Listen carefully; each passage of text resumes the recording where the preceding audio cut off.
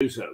And sitting there, because I can't actually see him at the moment, but sitting there is a Mad Max, actually, who prefers to be called Mighty Max. You're like Mad Jack Fuller.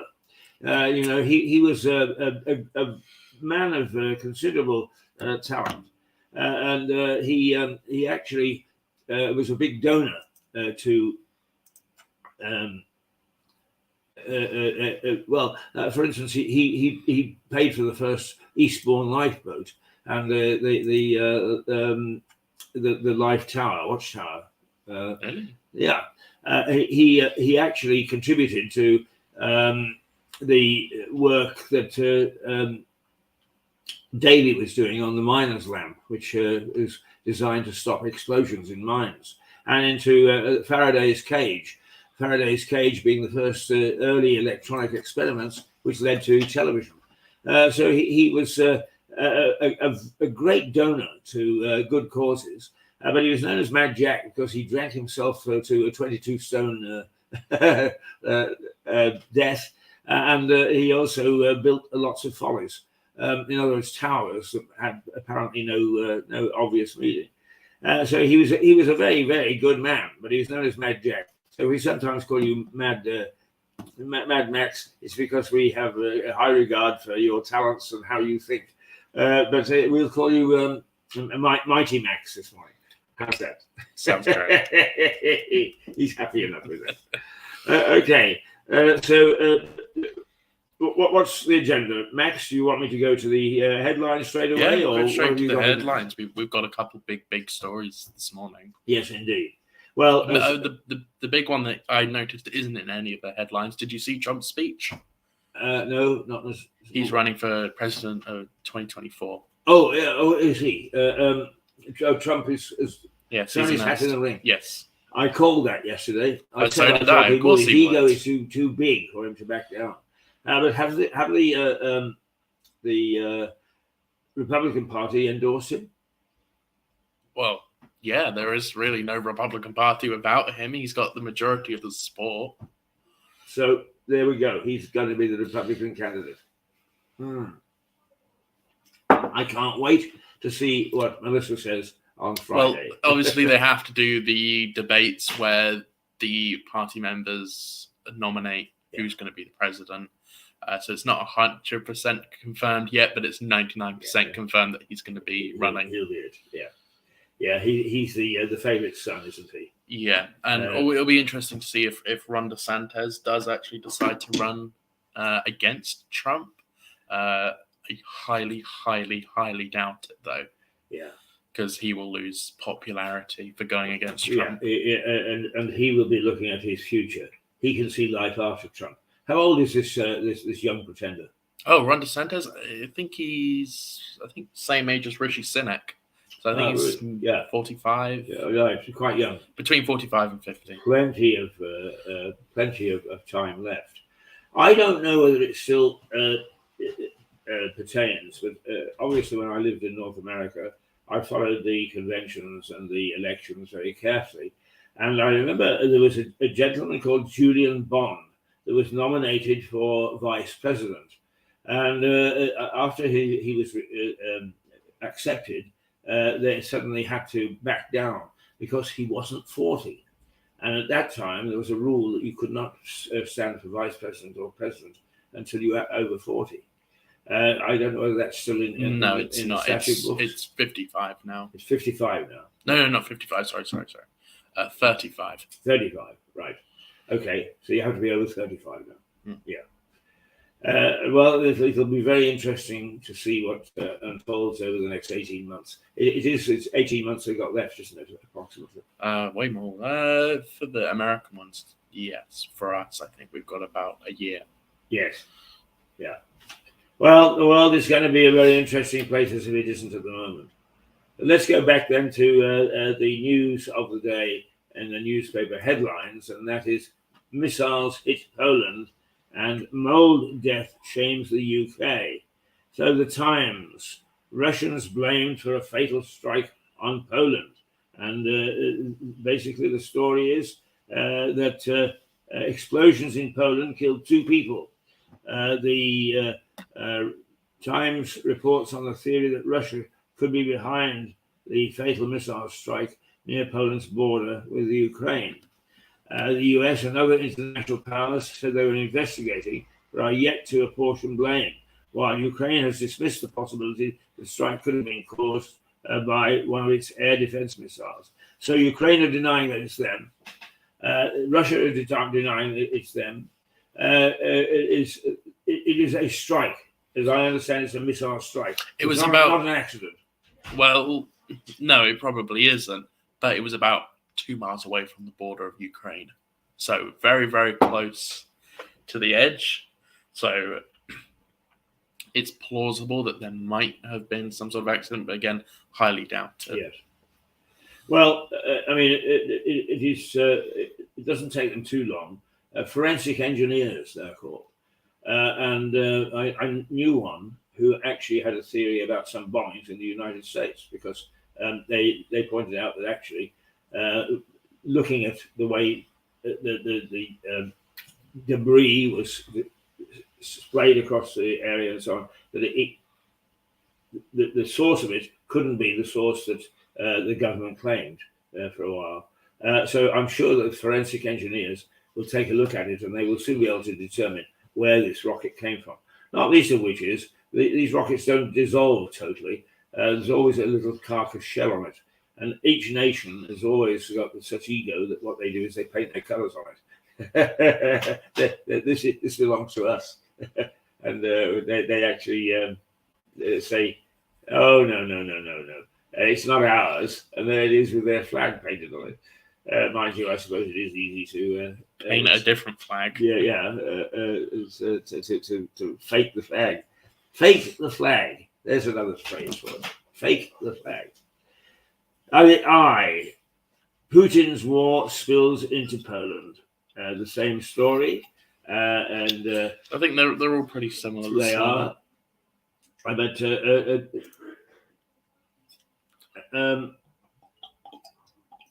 there's one little thing there that is in the eye.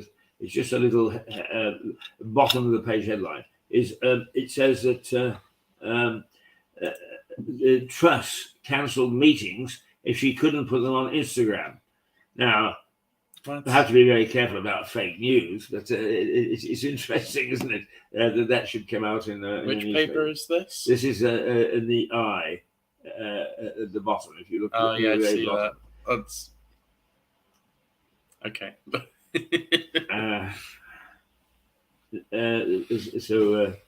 Right. The Daily Telegraph also goes with the Russian missile strike in Poland, and it is there is a sub-headline there that is interesting, and one that I think I know your tastes, Max. 1/5 of pupils are missing from classrooms since the pandemic. Now, you're very interested in education and what's done and what isn't done. What's your reaction to that? That is... It's sad, but it's true. I saw it happen. I was in a class of... Well, I'll use my college as a small example. My class in 2020 to 2021 had, I think, 7 people in it, but only 3 showed up. My class from 2021 to 2022, which is the one I just left, was supposed to have about 15 students, and it's anyway usually about 6, maybe 8. Yeah. The rest just didn't bother. Yeah, but I mean, did they go permanently missing, or they? Yeah, some of them. Right. Some of them, but most of them just came in. Some of them came in once a month, but it is difficult because, like, you're trying to get them in, but we have mental health issues, so we can't come in. Yeah. And I'm not saying this is a fact, but some people have used that as an excuse. Yeah. No. I can well imagine. I'm sure you would have done the same if you were younger. If you could pretend to be sick to get a day off school, you did. I did the same, not to the extent of having mental health issues. Once in a while to get the day off school, but I mean that was very rare.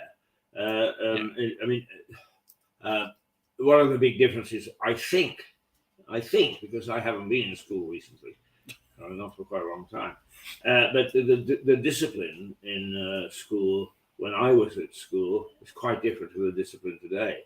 I mean, you actually still got whacked with actually, it wasn't a cane in our school's case. It was the sole of a running shoe. And believe me, the headmaster would actually put 3 soles together and tie it together with a belt. So not only did it hurt like hell, but it made one hell of a noise as it cracked against your backside. 6 of those besties, you didn't want them again very often. So now everything's too soft. Yes. That seems a little bit extreme, and maybe we shouldn't go that far again. But it's a lot of teachers. I noticed this in secondary school as well. A lot of teachers are just pushovers. Mm-hmm. Indeed. And you can get away with anything. Yeah. And I don't think that bodes for people, as you say. You were at a secondary educational college preparing for life outside. There are 15 people that signed up for it. 6 showed up. Where are the other 8 or 9? Where do they think what's going to happen to them when they leave college? Who's going to look after them? No one my age thinks in the long term. That's the issue. So nobody my age thinks in the long term. That's the issue. So it's not that they're just not thinking about their future, and they don't think of it in the way of what's going to happen to me 10 years down the line if I don't even get a secondary education. Right. And why is that thinking not? I mean, at one time, that's all that you thought about when you left school. Is what is my career? Life. Where am I going to get a job, and so on? No one plans for life. Not many people my age. I'm the only one. When I would say I have 3 different paths in life that I'm happy to go down. One being media, the other being a car-related industry, and possibly trucking, like being a truck driver. I have always had those for the majority of my life. I've always had at least 3 options that are clear paths I can see myself going down in life. But no one else, no one even has one. Not many. No, you're absolutely right. I mean, we have tried to handle students here for work experience, and you're really the only one success. We've had, I think, 1, 2, 3, 4. We've had about 6 students, all of whom had a very good background in terms of how to handle a camera, how to do editing, how to do the technical side of the business. But once they actually hit the reality of what television was all about, it's just folded and actually backed off. The one thing I still struggle and I'm still trying to get used to is college, secondary school and college, old school really. It's so laid back to the point where, I missed my assignment. Oh, well, I'll send it to you next week or whatever. Something like that. But when I'm doing this television, if I miss something, that's a huge deal. Yeah. But, well, I mean, I think one of the things that you realised when you came here that a deadline is a deadline. And you've got to work for that deadline. There's nobody there going to pat you on the head and say, "Oh, we'll turn it in next week." Can't do that, otherwise you get great big black holes. And it is known in the industry as a black hole.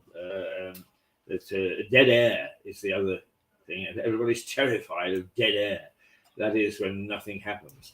But anyway, let's go on. I just noticed that in the Daily Telegraph while looking at the story about the explosion in Poland.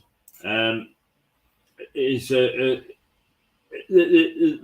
one of the key issues is that Zelensky has said it's a deadly attack on a NATO member. That if that actually drags NATO into... If that is true, if it's a NATO member that was killed, that is a very, very, very big deal. Yeah, it is. I mean, it's going to put a whole new perspective on this war. And I'm sorry, I hate to be the doomsayer, but I've said that Putin is really... he's not of anybody's comprehension in the West. you have to be almost a Russophile, if that's the word. Russophile? To understand, well, it's the same as Anglophile, but a Russophile. Francophile. I don't know any of these now. Metro. Putin's war escalates. Russian missiles hit Poland. Same story. Yeah, they're all there. Mirror. The tyrant's war on Ukraine. Russian bombs hit Poland. NATO to hold crisis talks as Putin's stray missiles killed 2 in a village. The Guardian. The Guardian has gone along with all this. Russian barrage strikes Ukraine amid claims missiles hit Poland. There is a picture then underneath that headline, and it says a defining moment. The boy killed by mold in a family flat. And that is the first hint of a domestic story this morning of any importance, is that a young boy was living in a housing trust flat that was so badly affected with mold and that the housing trust failed to do anything about it. And he was taken to hospital with some sort of disease, and he died. And the paper says it's a defining moment for the UK's housing sector. The Express headlines that story. Tragic death of the boy from mold shames Britain. And essentially, the Express, which is not prone to really dramatic headlines, is the tragic death of the boy from mold shames Britain. The paper reports the 2... Why does it shame Britain? This can happen anywhere. Well, it could, but we like to, particularly the Liberal band, that talk about how wonderful the NHS is, uncritically, don't like any sort of criticism of the country. The NHS is the most brilliant organisation ever, and you can't question it. NHS? The NHS is the most brilliant organisation. You can't question it. I totally differ with you, and I refuse to beat the drum for it at the beginning of lockdown. That's being sarcastic. Oh, right. Okay. Why would you not? Okay, all right. No, I'm going to have to teach you how to really drip with sarcasm.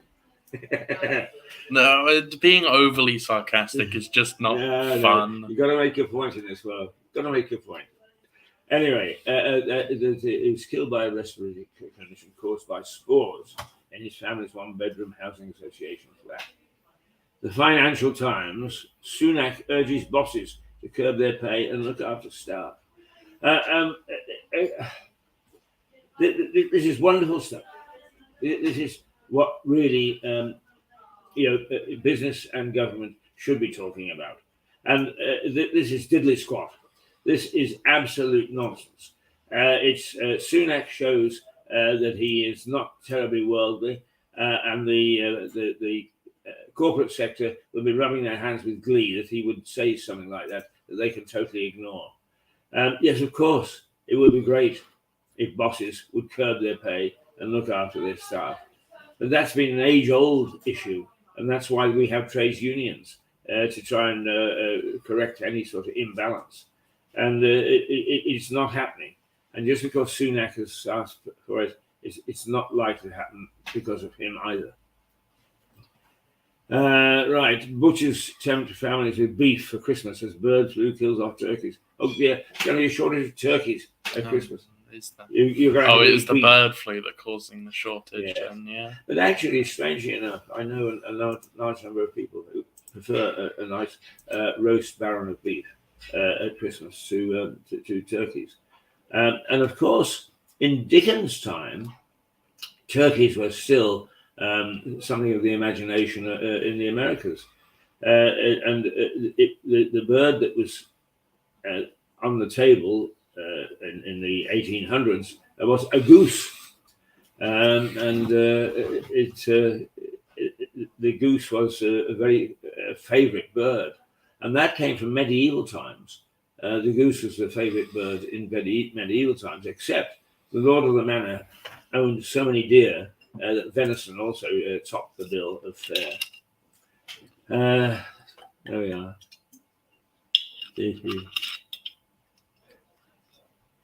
The FT also says, as the global population grows and welcomes the 8 billionth baby. Yeah. The population is now 8 billion. Right.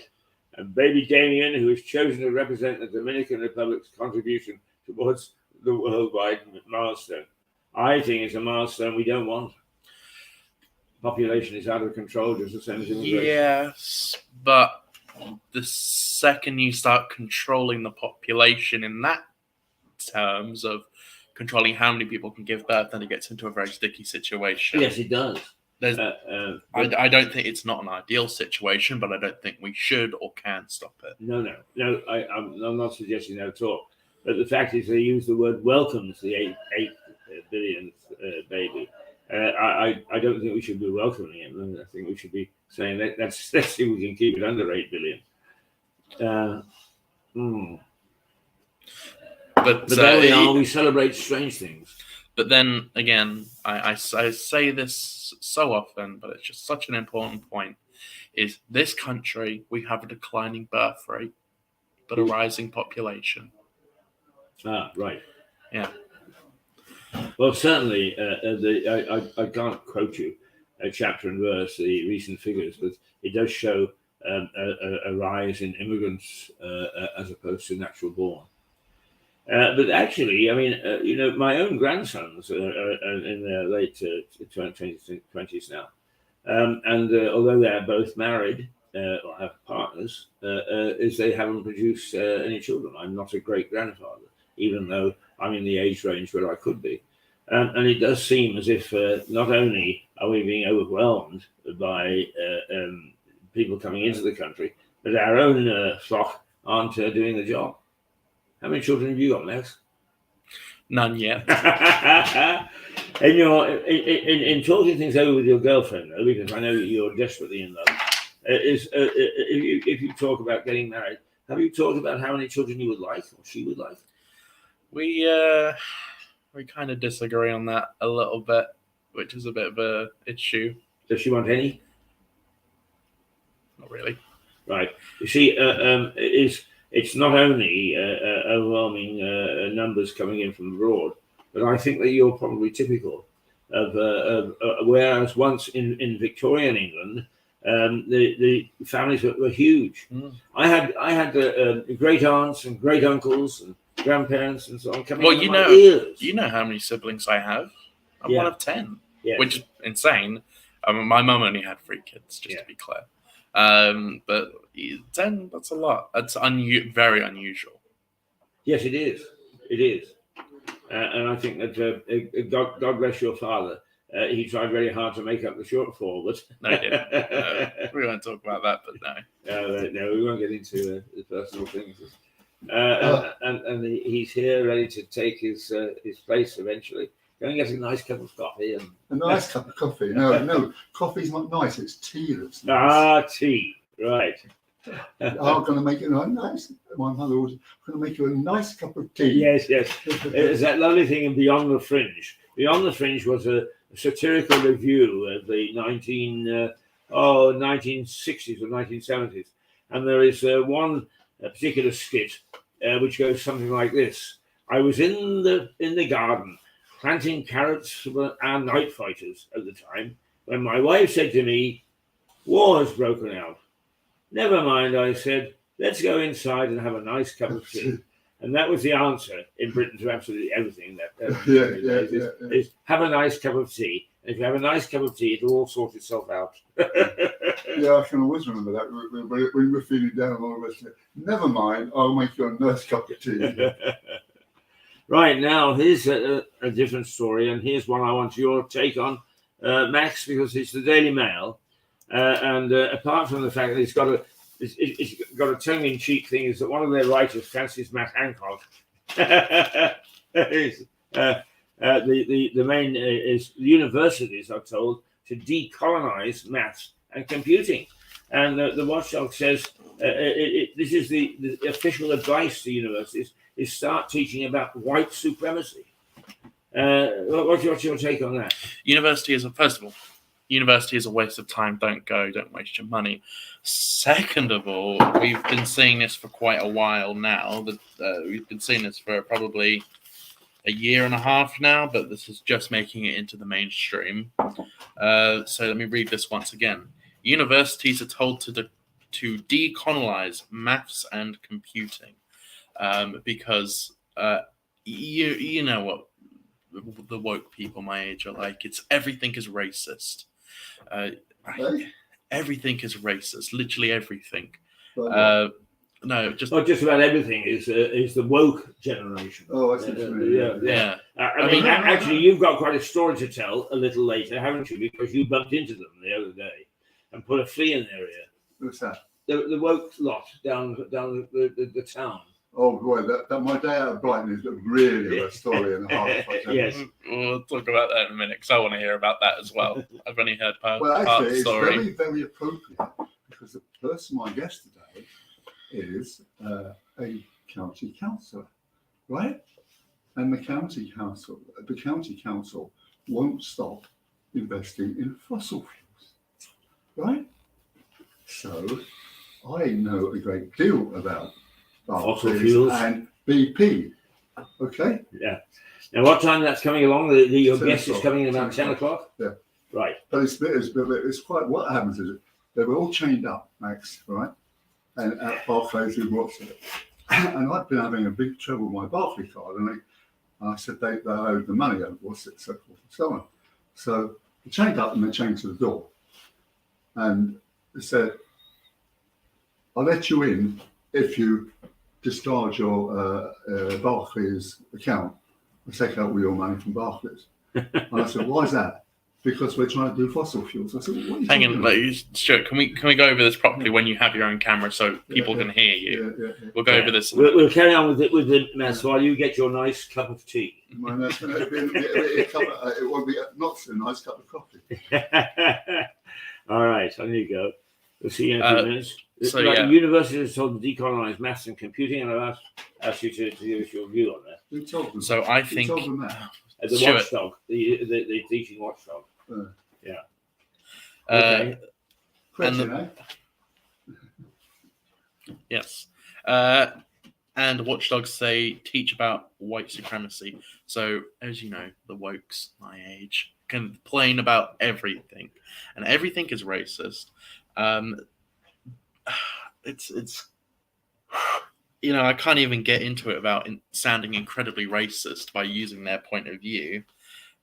So we'll talk about the story. I'll go to the page 6, and we'll talk about this a little bit later. All right. To go more let in me depth. ask you though, because this is the latest in what seems to me to be marginalising universities, getting out of touch totally with what's happening in the country, much like the government.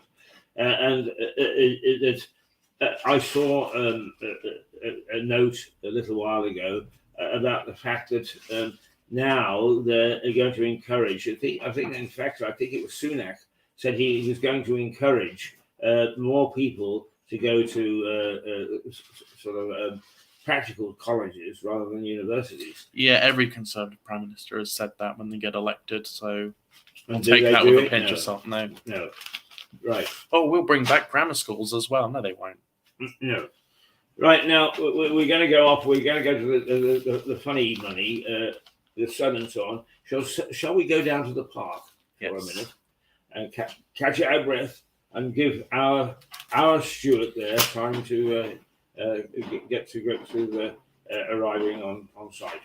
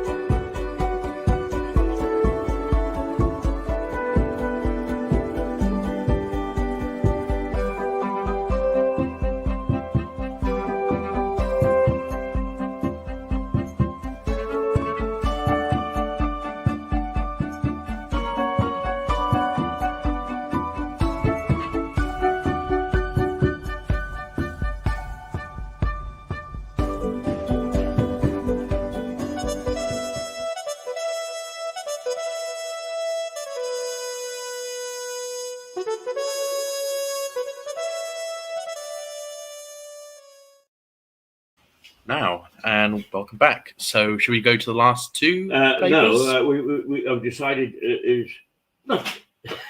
What are the last Only two? because I thought that the last two are worth a giggle or two between us. So I thought, rather with the serious stuff, let's just take a look and see if there's anything local that is worthwhile looking at. And indeed, there is, because there is a weather warning out for hours of torrential rain and 50-mile-per-hour winds forecast. And indeed, I hit those when I got onto the bus this morning. Did you? No, not at all. No, they were really big into gusts quite strongly. This when they put out when the Met Office put out a weather warning like this, it just shows how serious they are about weather. And of course, this part of the world has suffered in the past very badly from storms roaring in from the Channel. In fact, Stuart would have been here. I wasn't. I think it was in the 1980s when half the forests along this coast were ripped out. Trees were ripped out by the roots and devastated. Is that right? 1987. When 87. When that favourite forecaster said there's not going to be a typhoon here, and half the bloody trees in London were bloody burnt out. Right. And also, yesterday morning on the radio, there was an item which said the National Weather Forecast Centre said this winter is going to be the most coldest in decades. Right. Okay, well, we'll go through that once we've got you sat down so people hear you. Yeah. All right, so you. Stuart there backing up that story is it was said a little earlier that we're going to go through one of the worst winters that we have for a long time. And this often happens when we have an exceptional summer. We have a very, very bad winter. And it looks as if that cycle is going to come to pass. Well, I mean, if we're having blackouts as well, people really can't put their heating on. So what? Okay. Well, I mean, once again, you see, this is where the two of you get into energy matters at some stage. Is that what your theme has been is that because of mismanagement, the cost of heating is going to go up and up and up. And I know that when Stuart was sitting with me the other day, he's appalled at what the prediction now is. I think it's over £2,000 a year for a family to heat the average house. Actually, McKeith, you're quite wrong about that. If you go back to after the trust mess up, go back to the status quo ante, and the bill was likely to go up in October. All right. So well, it was going to go up to 3,000. Yeah, either come and sit down or tell it later. All right, tell it later. Yeah. So what we're going to do is we're going to go to the Swiss trains so I can sort everything out. Right. Okay. All right. All right. The director is is giving us hell because we're getting too enthusiastic about our ideas and thoughts about energy. And it is energy morning, so we'll let him take over for a little while, and then we shall come back with a bang. Yeah. Just one last thing. Did you hear this morning that Trump said he's going to run? Yes, I did. Now. Okay, we'll talk about this in a minute. No, let me tell you about it now. All right, we're going to sit down and let them see. All right, so we're going to the Clips Swiss trains. Right, Sorry about this. There's been loads of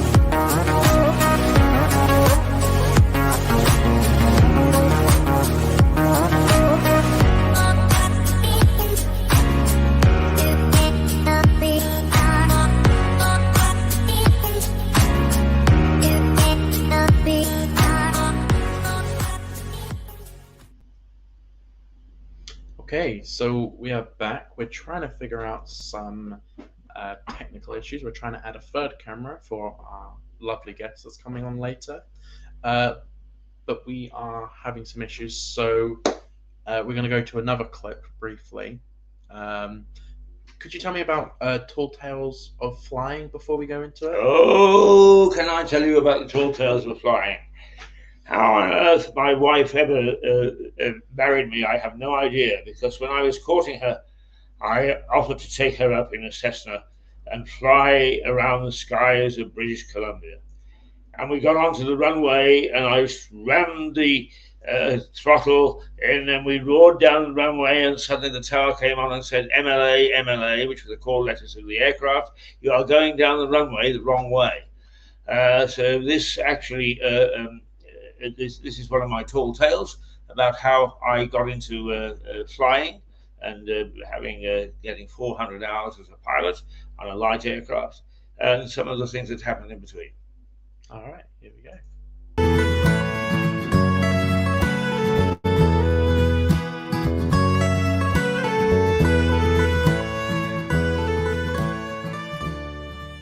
I'm a very accomplished flyer now, but way back in the 60s, when commercial jets still were being tested on commercial flights, then getting on board an aircraft was something of a trauma. We sat there hoping like hell that the pilot knew what he was doing and that he would get us down at the other end. And of course the pilots didn't know what they were doing, and they did get us down at the other end. But then again, air crashes became front page news, and it seemed always there was a crash just before I was supposed to fly. And so I wasn't the best flyer. Then one morning, somebody at the station, radio station I was working at, said, "Oh, someone's got to go up in a light aircraft and do traffic reports." Ha ha ha, I said, "They're not getting me into that." Guess who they came knocking on the door to? Hayes, you go out, you do the traffic reports.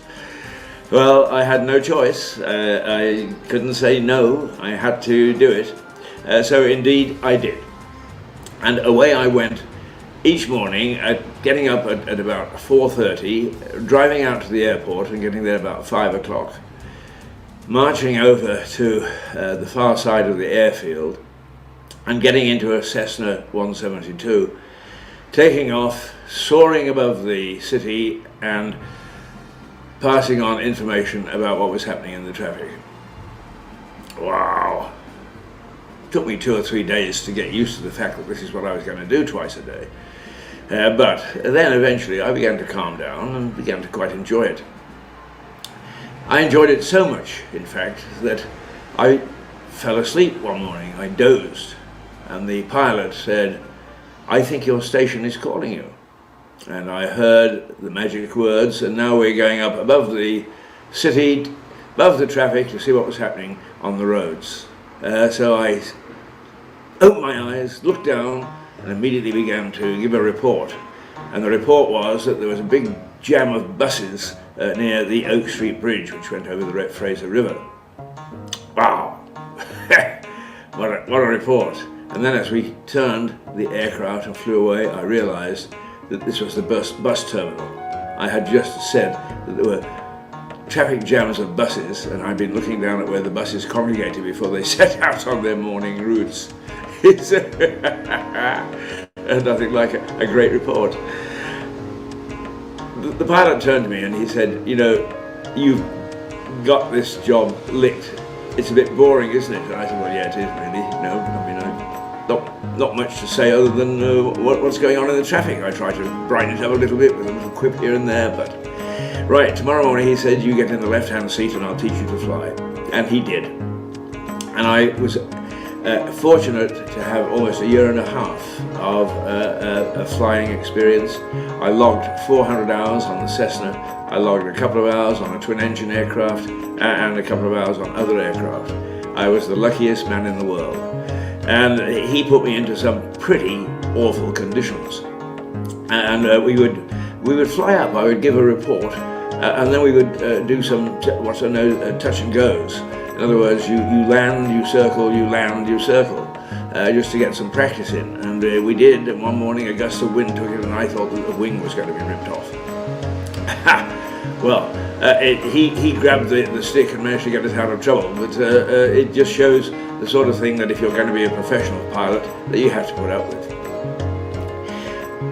So confident did we become on flying around together that he would set little tests, and he would say, there are clouds on the North Shore over the mountains. Why don't we go over and see if we can break the wings of this aircraft? Yes, let's do that. And we would deliberately fly into this mucky weather and get churned around and watch the wings, knowing full well that they wouldn't fall off. But daring. And it did turn out to be a lot of fun. I have to say, it turned out to be a lot of fun. A couple of other incidents. I used to take VIPs up in the afternoon and say, okay, here are some pollution issues and so on and so forth. And one afternoon we got my good friend, but also a colleague, Mrs. Grace McCarthy, who was the Deputy Prime Minister at the time. And we got out onto the runway and away we went. And a jet had taken off just before us, and it was a fairly still evening, so you can't see them, but the whirls of air caused by the jet's wings are still there. And sure enough, we got 3 or 4 feet from the ground, and away it went. We damn near lost the cabinet minister, but the Deputy Prime Minister. Once again, he came to the rescue, flipped it over, and we managed to save the day. The other item that I think was worth reporting is that we flew backwards. Have you ever flown backwards? He said.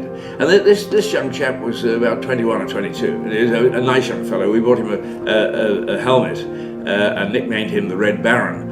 And he was to die in tragic circumstances in a plane crash later on. But he was a nice young man and very helpful and lots of fun. And so we went, and he said, we need a marker. And the plane travels forward at about 100 miles or so an hour.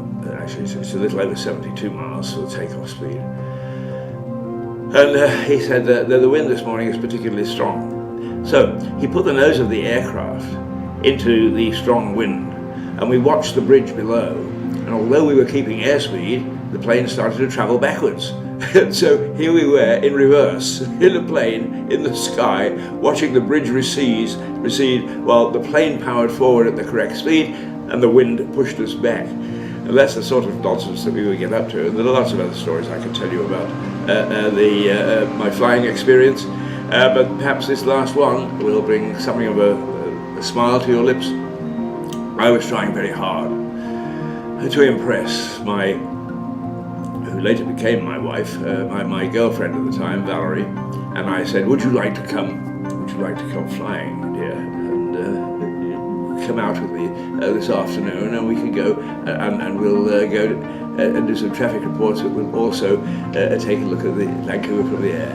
How lovely. Yes, she said, oh, that'd be super.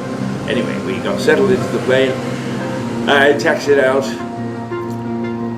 checked with the tower, yes, we were all okay, we were about to take off, there's nothing in our way, rolled it out onto the runway and roared down the runway ready to take off. And the tower came on and said, MLA, is the call letters of the aircraft. You're going down the runway the wrong way. Oh my goodness me. We had to screech to a halt and take off the right way. She still married me. Well, that's my flying experience. I suppose I should fly off now. Till the next story, the next tall tale. Tiddlip.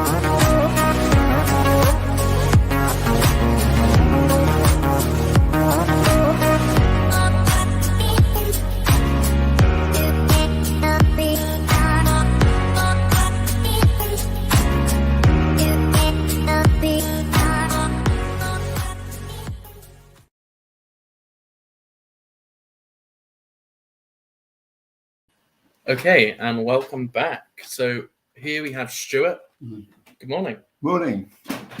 Sorry I'm off camera just for the moment. That'll be fixed at any second now. Right. So recently you had an incident down at Barclays with some idiot protesters. No, I was going to. Do you want to explain this? Well, I will. It was quite amazing. I've been having an issue with my Barclays card because they claimed that I had fallen short in the previous month's payment, and I couldn't do it in Lewis, where I live, because there's no Barclays Bank. They're all closing down now because, as we all know. So I went up to. They've got a big one in Brighton. And I said, well, I better go and sort this out to my wife. So I went up there. I got to Barclays, and there was a whole group of what I suppose we must call woke. I don't know what it means, but apparently they're a funny old lot. And I went up there, and they were chained to the door. And then they said, well, if you can get in around the corner, but we prefer you to come this way on a basis that we'll let you in if you give up your investment in Barclays or you have an account with Barclays, and so forth and so on.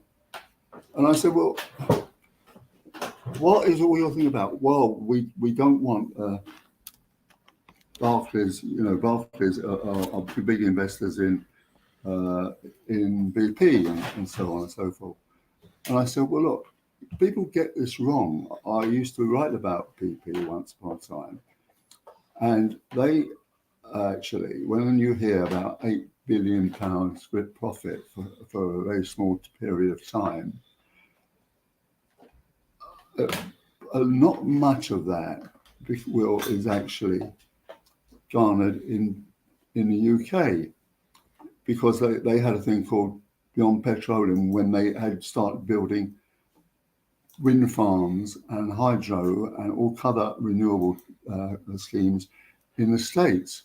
I would be surprised indeed if BP activity brings in 1/8 of that £8 billion. Anyway, and you go. Then I was going to give them a whole lecture about how BP. Right. BP, like for example, the county council here invests in BP because they feel that a lot of the BP shares go to pension funds. Well, in actual fact, data shows that. Well, the fact that most of their profit is gained abroad. How is the Chancellor here or the Prime Minister going to actually impose a windfall tax on them? Right, so it won't be huge, obviously, because Americans won't allow them to do it. And then fine. So the idea about investing in Barclays is Barclays apparently is seen as a good investment because it invests in pension funds, and that's a very good thing to do. In fact, as a matter of factual fact. Oh, where am I? Let me just find my note here. Data. Right. Data from the pension industry suggests defined benefit schemes, the one form of pension, owes only 1.6% of BP. That means the dividend they get from BP is 1.6% of something like, it's overall, isn't it? 1.6%. Is hardly an investment at all. One different. What was it? I think the last bit of it was 6 US cents. It's done in US cents, 6 US cents per share. So they're not getting a great bloody investment in that instance, right? No. And probably the government won't get anyone else. So anyway, after giving my little lecture, I went into BP, right, and then paid the £8 shilling. Shillings? No, I'm getting confused there because I'm back in shillings, because my first. Do you have Alzheimer's? No, I do not have Alzheimer's. You well know that, so don't keep branding me with it. Right, now the thing is that I know you stopped my stream of thought now. So because you said shillings.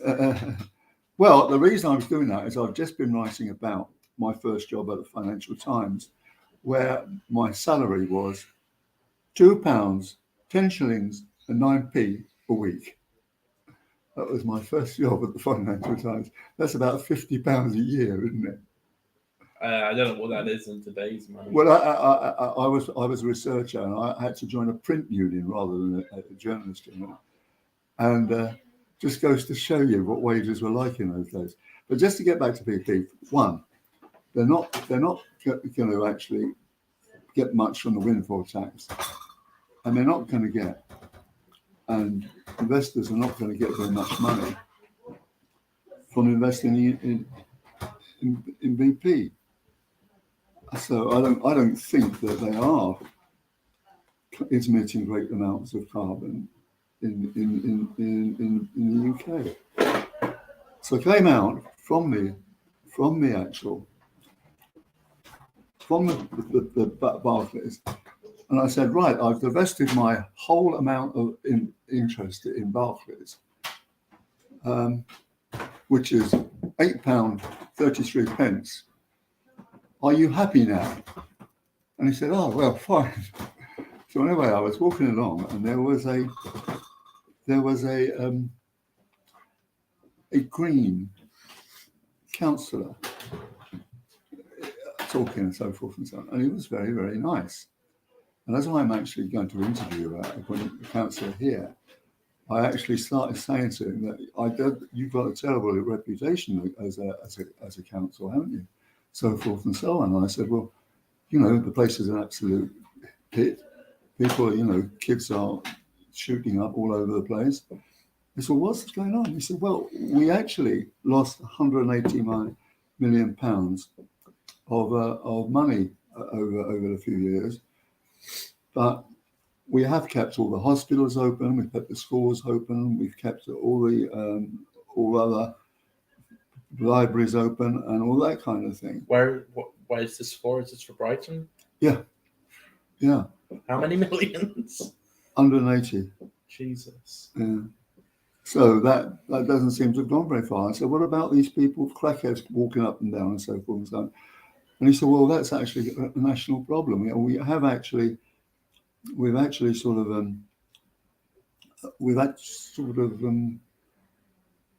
to actually spend money on that, but it's very, very difficult. But I said, well, what about all these sleepless people? They seem to be an army of them. He said, well, actually, as a matter of fact, we've come out of the top 10 of sleeping people in the town. I said, good, you're even worse than the bloody Lewis bunch of creams. I gave another bloody lecture. What are the top 10 biggest homeless populations in the UK? I wonder where the biggest. Obviously, the biggest is London. Is it? I don't. Is it? I was up in London last week. Let me have a look. No, I was up in London last week as well. Weirdly, what day were you in London? Well, I was there on Friday the 11th and Saturday, and I went up to Hampstead. Oh, I was there on Tuesday, and I went to Paddington. I didn't see many people on the street. No, really. But Paddington, it's a red light district and a very poor district. It's where I grew up, and of all places you would have thought there would be it's quite weird, isn't it? It is. I was in London as well, and me and my girlfriend were there, and we both visited London. This is the first time we've both visited London in a long time, and we visit Brighton multiple times a week. Yeah. We saw more homeless people in Brighton than we did in our day trip to London. It was ridiculous. I mean, mainly because we were going to the touristy areas, probably. Yeah. But still, it was very strange. I tell you something. Do you know another thing I saw in my little empirical research as I walked about that? There didn't seem to be an epidemic of obesity. Where? In London? In London. I really didn't see a load of fat people, but if you go to Brighton, not Brighton, even Lewis, there's young girls got it and so forth and so on. So it's quite weird, isn't it? I don't really know. I didn't notice that. I was looking mainly at homeless and the statistics of people who live in London, let's say. Not many English people I noticed. Sorry? Not a whole lot of English people I noticed. Oh, I quite agree. There was a huge amount of various people. Quite amazing. I mean, I had to spend an awful lot of time getting up to Hampstead for a party, and you had to go. I haven't been to 3 years, so my knowledge of the underground map is a bit hazy, Yeah. So he said, "Well, you have to go over to the Elizabeth line on the other side of Circle Line goes on one side of Paddington, right? Yeah. And then the Elizabeth Line goes the other one. So you get on that, then you go to King's Cross, and you get onto the Northern Line to get up to Hampstead. So it's a question of lifts and great long walks. It's like going to an airport where you have to walk about a mile to get to the airplane from the terminal. So it's quite weird. But there weren't many people on the street. Mind you, not that many people in Lewis at the moment, are there? Not I can see. No, there's usually about. There's not many homeless people in Lewis. Where I live, I've never seen a homeless person in my life. But I'm trying to have a look. This doesn't have a clear breakdown.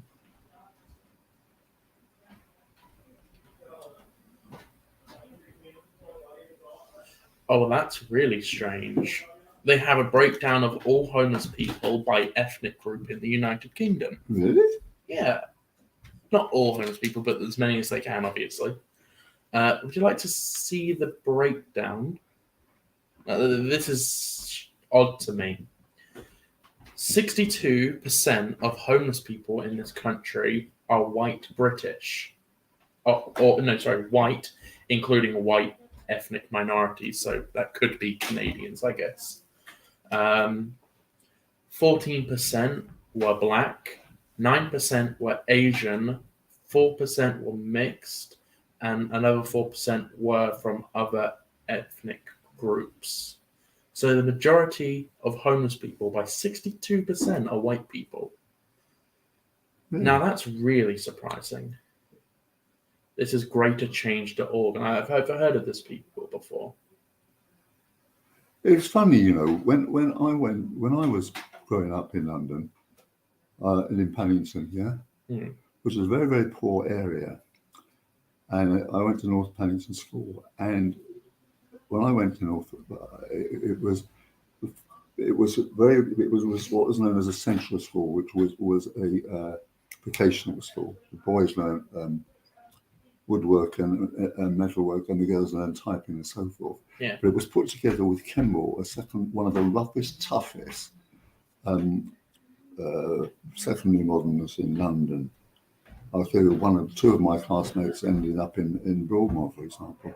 Yeah. And it was a very bad school. And when the Windrush people, the men, were sent over here to run the buses, you know about the Windrush, don't you? The what bus? Windrush. Oh, Windrush, yeah. Yeah. They came to Paddington. So when I went to Paddington, North Paddington, there were 3 black kids, and they were sons of a Ghanaian diplomat. By the time I left, so 6 years left, it was about 85% black. And some landlord, Peter Ragman, housed them all. And Peter Ragman's mistress was a friend of my mate, so it was arranged that I would go and see one of the houses in Notting Hill, these lovely squares and these beautiful houses then. And I went in, and there were 13 of them in one room, and huddled around a primus and candles, and it stunk to high heaven. It was so awful.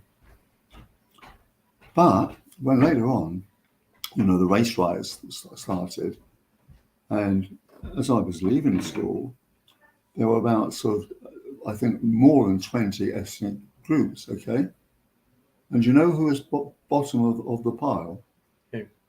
Poor white trash. Yeah, I've heard that before as well. Yeah. And that's academically speaking, I suppose. And also, I mean, that's academically, and we just seen here the homeless population, 62% of homeless people are white. That's interesting. I did not expect that. Also, population of homeless people in the United Kingdom, 60% are in London. Really? 60% of all homeless people are in London. Well, that's interesting. It might be. Did you hear Sadiq Khan on the other thing that? Sadiq Khan, did you say? Sadiq Khan, rented now. 2.6 million people are rented, right? And they can't afford to pay the rent. No, I know. Because of the inflation and the mortgage, all that and the renting. And they reckon that at least half of those are going to become homeless. And this is the legacy of trust, isn't it? Trust and Kwasi Kwarteng. How is it the legacy of Liz Truss? Well, because they brought about this inflation.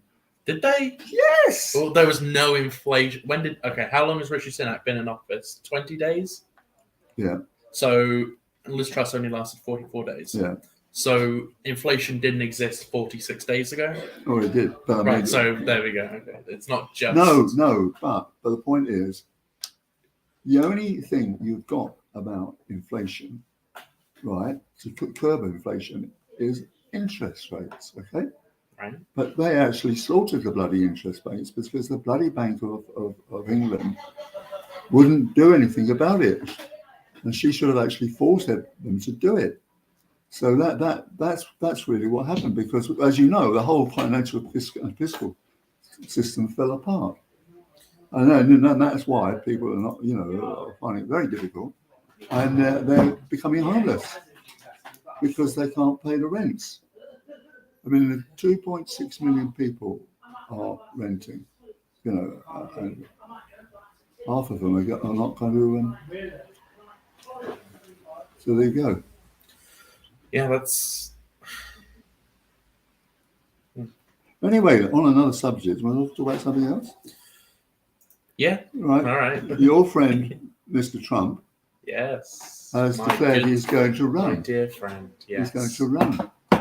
Now he's had various setbacks since the midterms, yeah, so forth and so on. Yeah, they didn't get the red wave they were predicting. No. They still got majority of the Senate. Majority of the House. By one or two. Well, yeah. Well, that means that basically Biden can get his legislation through. Biden can do that. No, Biden can do that anyway by executive order. Yeah. Well, yes, maybe not. But the thing is that the real body blow to him came about a few days ago when Murdoch's New York Post disavowed him and humiliated him, called Humpty Dumpty, what's it, so forth. Really? That is incredibly popular. You're probably young to New York Post Blair. is Look, he has such influence over the press. What? Who? Trump? No, Murdoch. Oh, right. Right now, I was going to say Blair, when he was wanting to get elected, went on his knees to Murdoch to actually get him to actually back Labour Party. Okay, and Murdoch has got the same influence in the States, and he's now said that in the Post they keep pushing out stuff all the time about him, and that's really going to do him terrific. That assuming there are enough rednecks who can read English, but you don't know. But a lot of people are really fed up with him now, aren't they? Getting fed up with him. It's not his own supporters, I suppose. Yeah. He's still got something like ridiculous, like 60 to 70% of support among Republican Party members. Really? Yeah. He's hugely popular within his own party, which makes sense, obviously. Is it really? I find that really anyway. But I think the general public. I mean, I also you see the thing I always was banging on about that. For years, there's a whole lot of young Democrats, educated Democrats who, well, these people who are well educated are usually Democrats, basically. And that was demonstrated. Just like well-educated people in this country are usually liberal Democrats. Yeah. I wish there were more of them, actually. I wish there were more of them, because I'm a liberal Democrat. Oh yeah, I know you are. But I don't know. It seems that all. But Leslie was watching some programs the other night about I think at QAnon or something like that. Yeah. About a second bloody sort of insurgents, and they're all bloody well, arming themselves and bloody well and shooting. Yeah, maybe that happened. Yeah. I mean, I've said it before, but that insurrection that happened wasn't an actual insurrection. That's ridiculous to say that. I mean, what kind of morons go to overthrow the government and no one bring a gun? Come on. It wasn't an insurrection. Well, I saw them with loads of them with guns. Not in the capital. One person. One out of the tens of thousands. Well, one's more than enough, Max. What? Yeah. You only want one to go in a bloody room and spray it all. Look at these kids that get gunned down. How many times have you heard of stories in America in a Texas schoolroom gunning down children? 19, I remember one of those things. America, as I keep telling you, America, apart from West, Los Angeles, New York, America is a peasant country. It really is. It is. It is. You haven't got anybody in the Midwest with an IQ of about bloody 15, which is not very high. Probably yours, is it? Yeah. I do have something to say about IQ, but I can't say it because we'll get banned immediately. There's the IQ. No, I can't say it. It's not used these days. Huh? It's not really used these days. No, it is. Is it? Yeah. Still used. So what's yours? I've never done a test. But the level for being mentally retarded is 62. Is it? Yeah. Oh. If you're below 62, that's bad news. Do you know what the Mensa is? Genius level. No. It's about 160, I think. Or is it 154? 160, I'm pretty sure. Yeah. What was mine? 148. Yeah, not quite there then. No, not quite a genius. No, certainly not. Well, should we go to a short breather? We'll go to the garden park just for a minute. Here we go.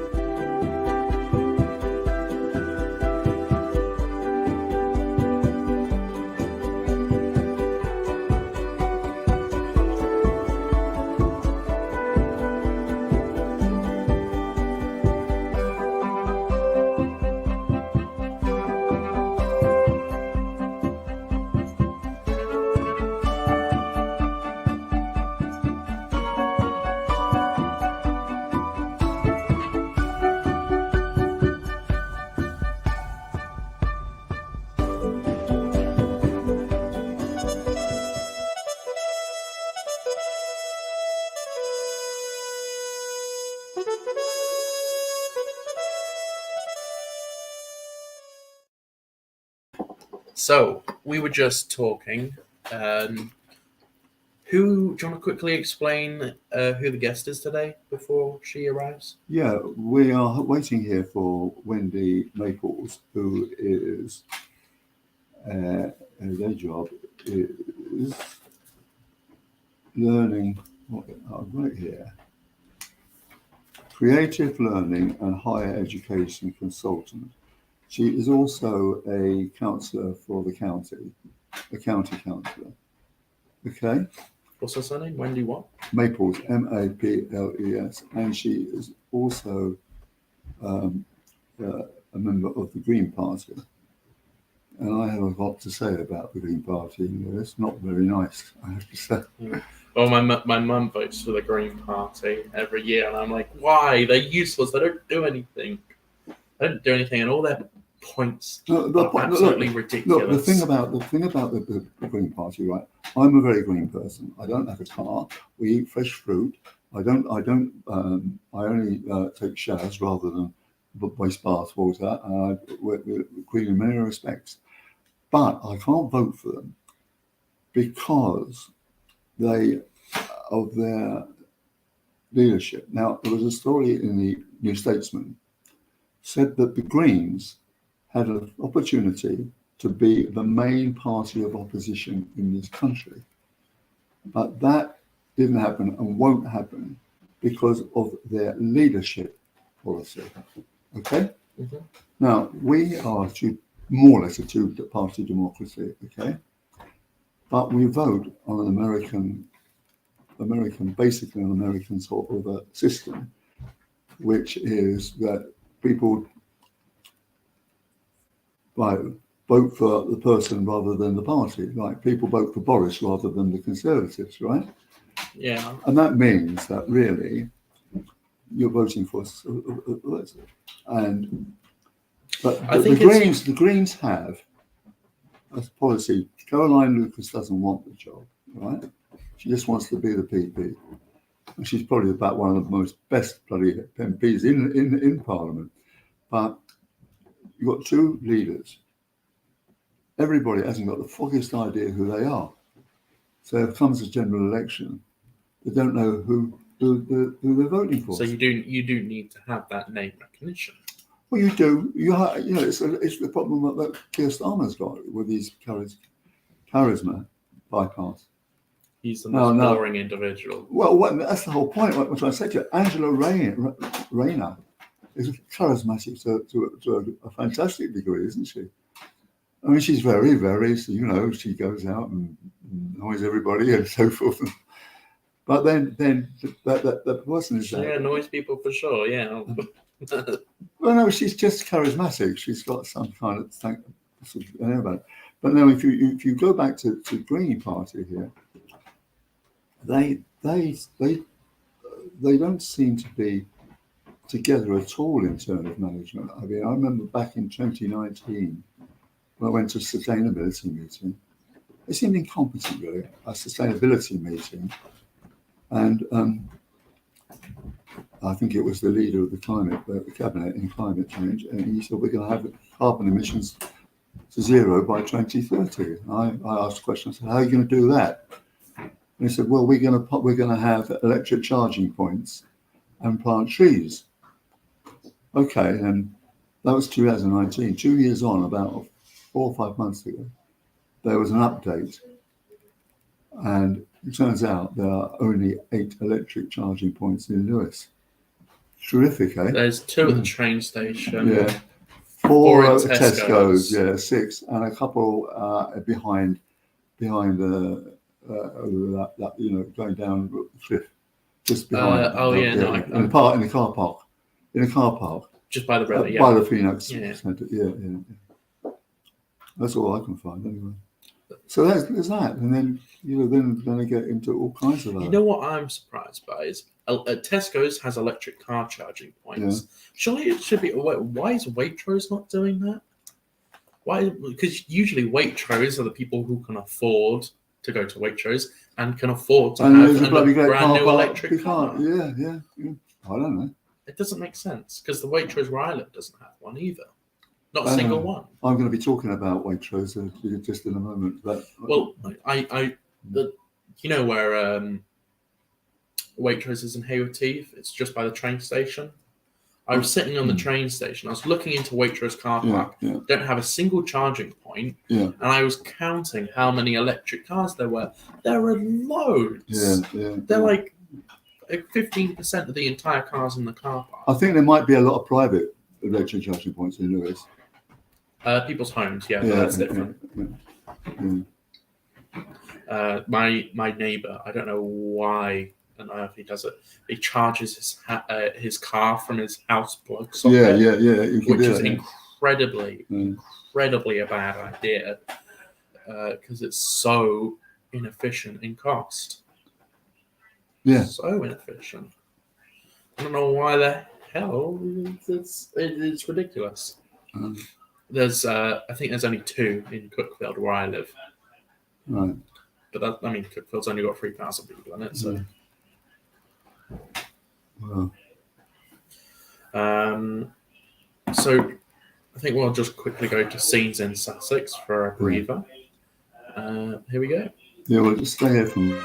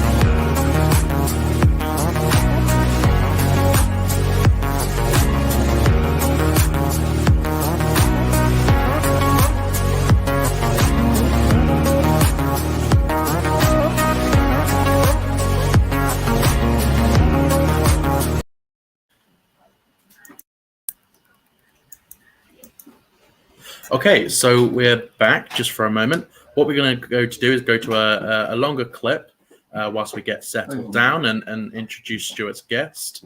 So this is Tall Tales by Keith Haynes that we'll play for a short while whilst we get sorted out. Thank you very much. Here we go. Great. When I set off for Canada, it was a long way to go. It goes on 5,000 to 6,000 miles, all on my own, and a real adventure. And the first year was pretty good. I spent the 2 semesters as required at the university, and then I got a job for the summer. And I went out into the Rocky Mountains between 2 small communities, at least in those days they were small communities, called Revelstoke and Golden. Wild, it was wild. And my job was to help build the Trans-Canada Highway between those 2 points, because there was no road there. The only way in was by rail, a train that had been built many, many years, almost a century before. Well, not the train itself, but the tracks.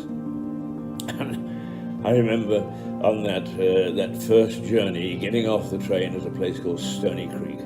I thought I was at the ends of the earth. It was raining. There was mud and streams flowing down the mountainside. There was nobody there.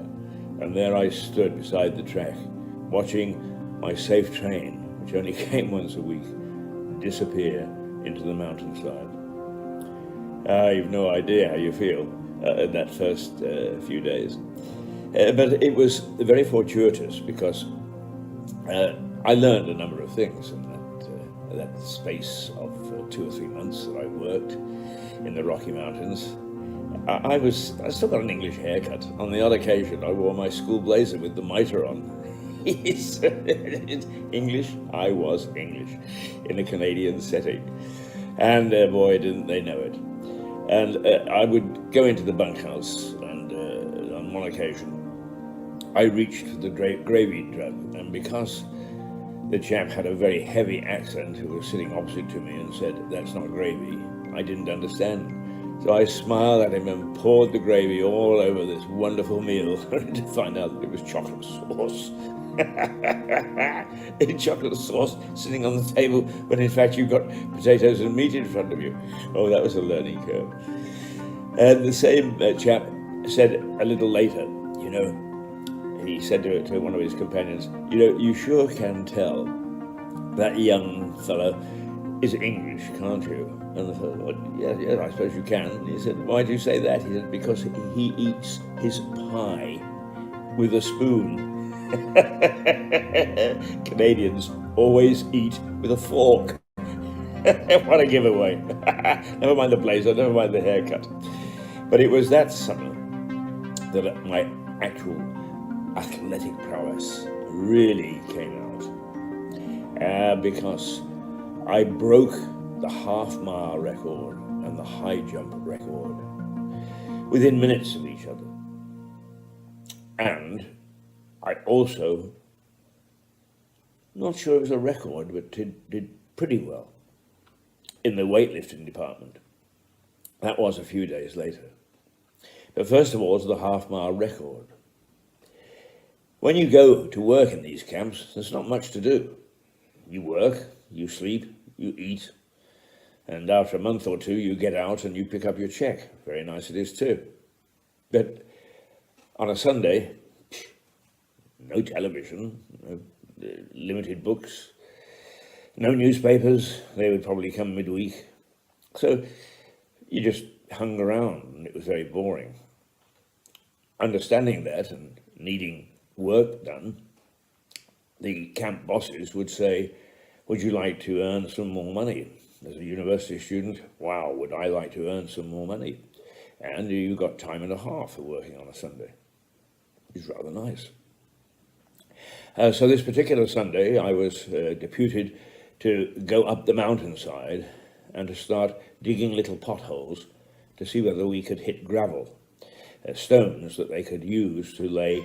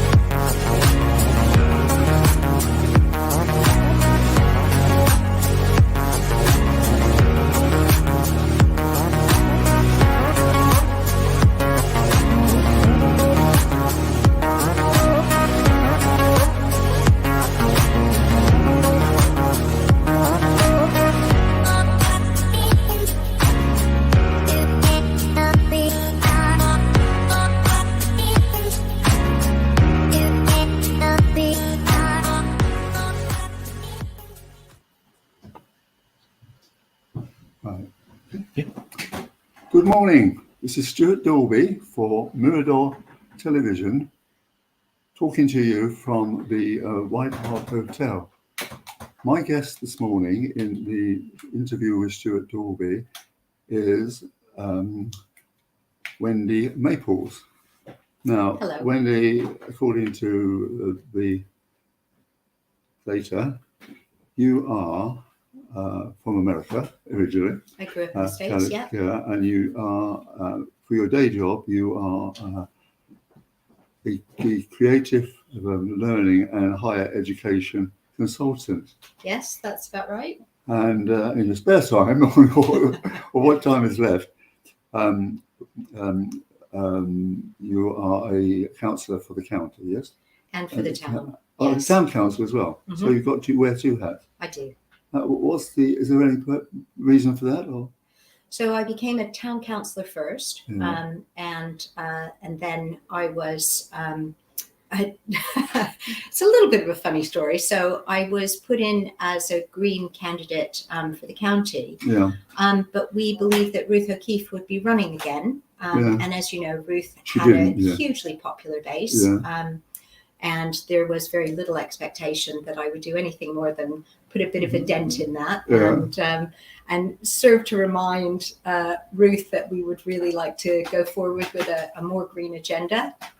And in the end, Ruth decided not to run, so I became the rather unexpected frontrunner, yeah. and was very pleased to have been elected. Oh, great! That's wonderful.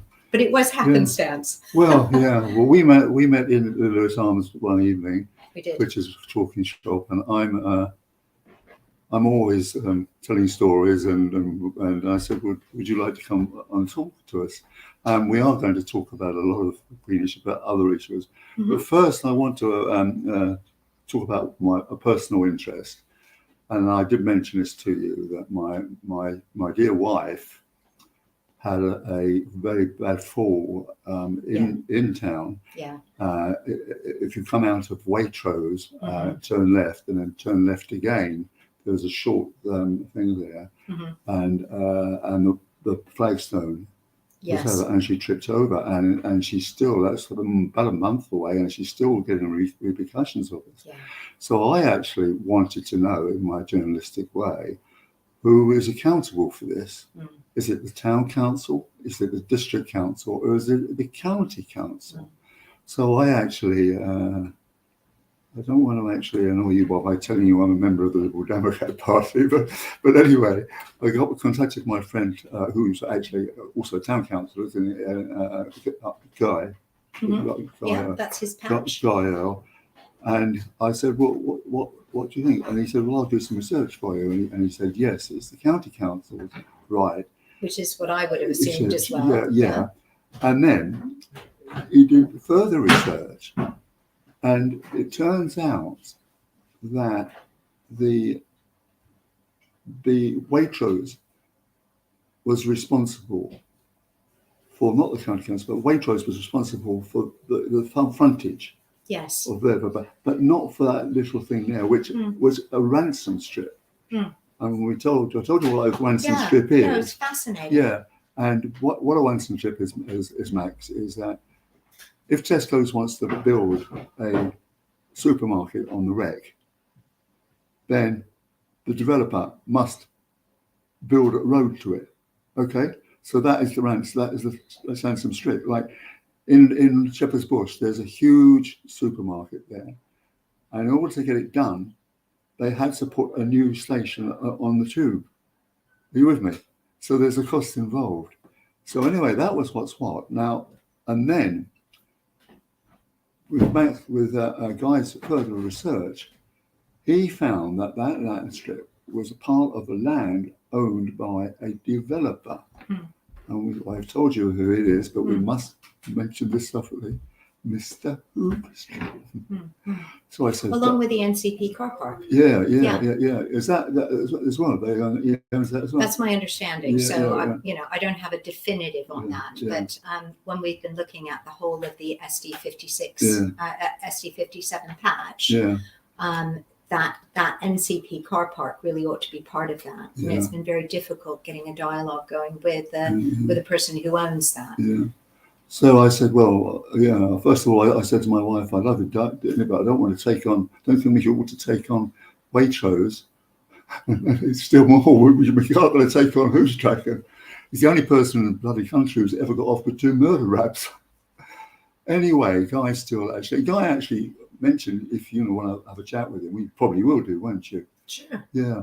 He knows my number, and I see him regularly at meetings. But the whole thing about this, Wendy, is that there's pavements all over the flipping place. Yeah. And they're bloody death traps for us old people. Absolutely. So, yeah. Are you a member of the Lewis Area Access Group?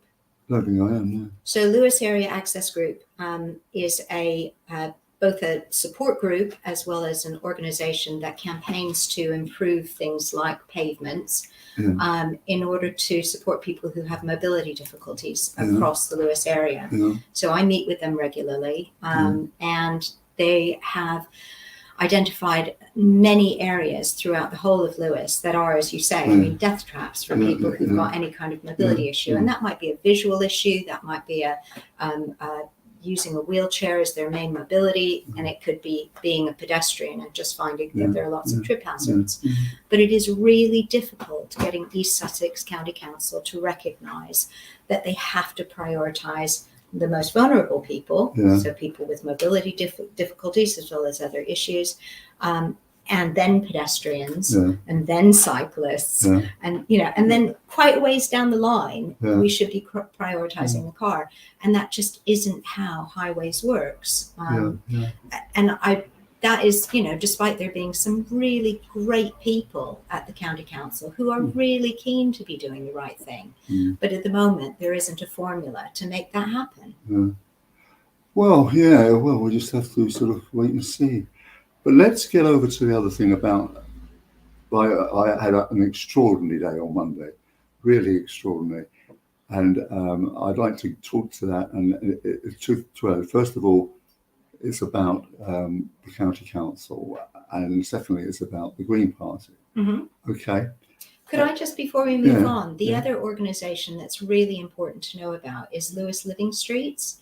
So Lewis Living Streets has come up with all kinds of plans that are well researched, that are costed in order to make Lewis a much healthier place to live in, and that includes focusing on pedestrianisation in the high street. So they're another organisation that's doing really good work, and we do well to listen to them. Anyway, sorry. No, it's all. Anyway, so on Saturday, I've been having trouble with my Barclay card people. I'm trying to get rid of all my Barclay cards because they're horrible, and put it into my Lloyd's account. But of course, there's no. And I got a message from Barclay card saying, "Oh, you've gone short on one of your payments," and so forth and so on. You have to pay us some money. And I said, "Well, all right, I'll go over to Brighton and do it." I went up to Barclays and Morris, and there was a lot of people chained together and chained to the Barclays Bank. And then they actually said, "What can I go in?" He said, "Oh, you can go in if you divest yourself of your Barclay account or your so forth and so on." I said, "Oh, really?" I said, "Why is that?" I said, "Why are you protesting?" He said, "Well, because Barclays invests in BP." I said, "Right, by so do you, apparently." Oh, at county council. No. Well, it's the pensions. So we can come on to that later. I'll come to that. Yeah. So anyway, I said, "Well, look, all right, yeah." When I started telling them, because I know about BP and I know a great deal about pensions. I was a member committee of the Financial Times pension scheme, okay, and this is part of Bank of Mum and Dad. When my 2 daughters, I said to them one day, I said, "You know what Einstein said?" They said, "No." I said, "He said compound interest is the 8th wonder of the world." They said, "Dad, what are you talking about?" I said, "Right, what we're going to do is that I'm going to give you both £100 each, now you're in your 20s, to start a pension, right? And if what we do now, if you leave it to, you've got to invest in now in your 20s. If you leave it to your 30s, you'll have to pay £250 compound interest. If you went to your 40s, you would never meet the target of 60,000 pension. And they've still got these pensions to this day. And I think that's one of the most important things I could have done for my children. Not many people know that, as Michael Caine used to say. But going back to what I said, all right, I will actually divest, and if you let me in, I promise. Right? So I came out and I said, right, are you happy now? I've divested my £8.33.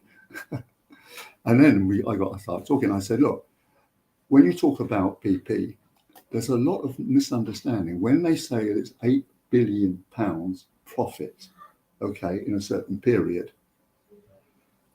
BP's exposure or activities in London is very, very low. In England, it's very, very low now.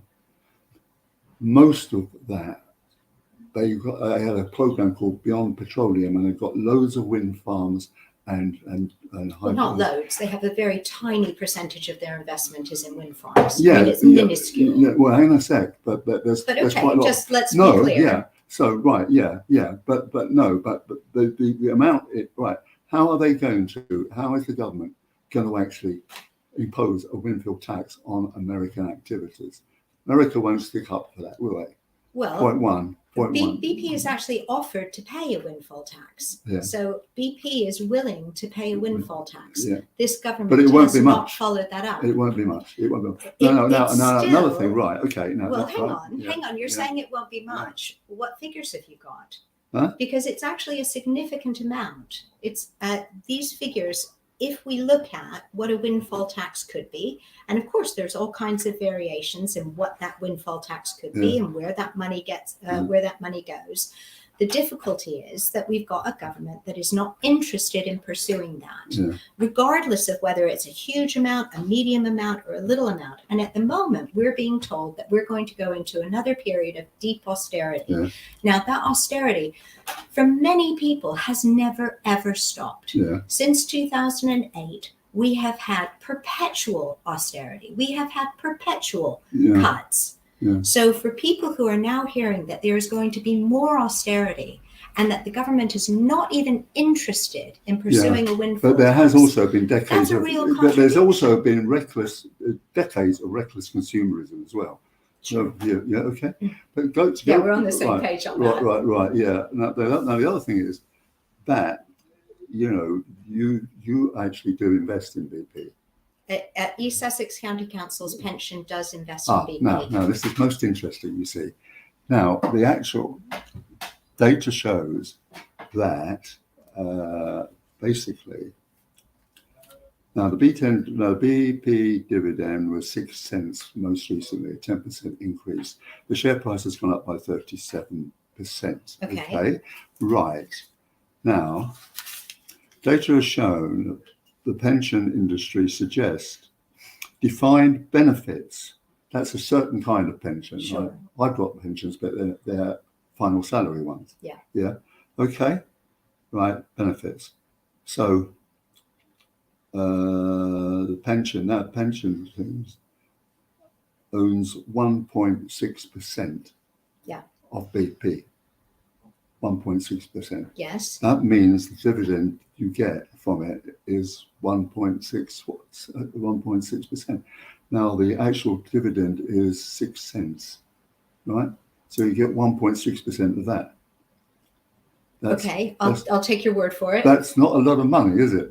It's partly about the principle, isn't it? Yes. So it's not just about the amount of money. And the people to talk to about this is really Divest East Sussex, because they've been running a campaign for 10 years where where people who have pensions in the East Sussex County Council Pension Fund, which includes people in Brighton and Hove as well as in East Sussex, they've been campaigning for 10 years to divest. And that's partly because there really shouldn't be a public body like East Sussex County Council investing in fossil fuels. And on a kind of on principle basis, that's something that they would like to stop happening in their name, which I understand completely.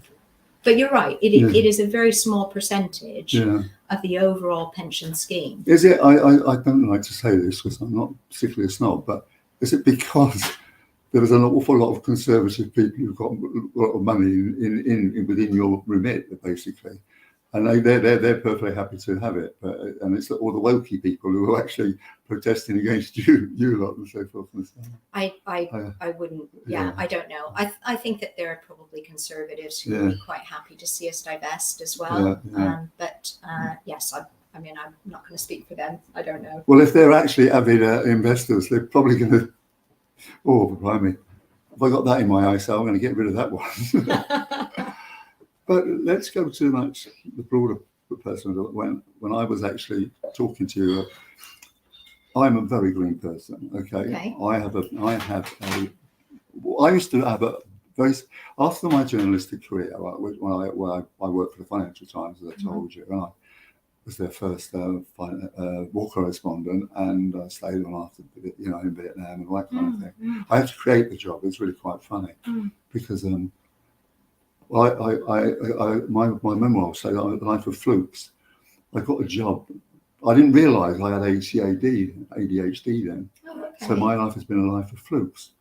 I failed 11 plus, but I got into university because I keep talking. And then when I finished university, I didn't have a very good degree, and I had a labouring job in London. Yeah. And I picked up a copy of the Daily Telegraph, which I never ever read, and there was an advert in it which I never read either, and it said, researcher wanted for Financial Times Library, must be a graduate, editorial prospects. So again, the old ADHD thing, I got the job. I was just telling Max, my salary was £2, 10 shillings and 9 a week. Riches. Because I had to join. I couldn't join the remember the war between the printers and the editorial. Absolutely. I had to be a printer swing, and that's what printers got in this. Anyway, I got this job, and I did very well in the companies because I'm very literate. So actually, I was sent off to Hong Kong to write about Freddie Fisher, another fluke. So Freddie Fisher was a German guy, and he had a German accent anyway, and he said, "Stuart, you're doing very well. I want you to go to Hong Kong and write about the stock exchange there. Where you write about it, write about the stock exchange there." And I said, "Oh, blimey, yeah." And so he phoned me up, and I said, "Well, actually, Freddie, I think I'm going off to be a war correspondent in Vietnam." And he went mad. "No, we do not want a war correspondent. They're not interested in small force." And anyway, Mark Franklin, who worked for the Observer, he said, "I've had enough. Why don't you write for us?" So I wrote for them. When they saw my byline, they said, "Can you write for us as well?" Bingo, I was a war correspondent. But it was really fun. But then... So did you spend a lot of time in Vietnam then? 5 years, yeah. Gosh. Okay. The last 5 years. Right. And some of us, the American journalists were, 1975, the final, there was a bloodbath in Da Nang because North Vietnamese came down. And but spies in Saigon said, "Don't need a bloodbath here. You've won. It's over." So when we got down there, we thought there was no bloodbath. The American journalists had to leave, but British journalists said we could stay. There was 9 of us, and we spent 3 weeks. Now, Sandy Gore, you remember Sandy Gore, Newcastle here. No. ITN Newcastle. Okay, I wasn't here at that point. Yeah, and he was given the keys to the British club when the British embassy had left. And for 3 weeks, we spent 3 weeks playing badminton and swimming in the pool. Gosh. And I got fed up, and I said, "Well, Sandy, I'm getting fed up with this. I think I'm going to make you chairman of the Escape Commission." And he said, "What a good idea, wonderful idea.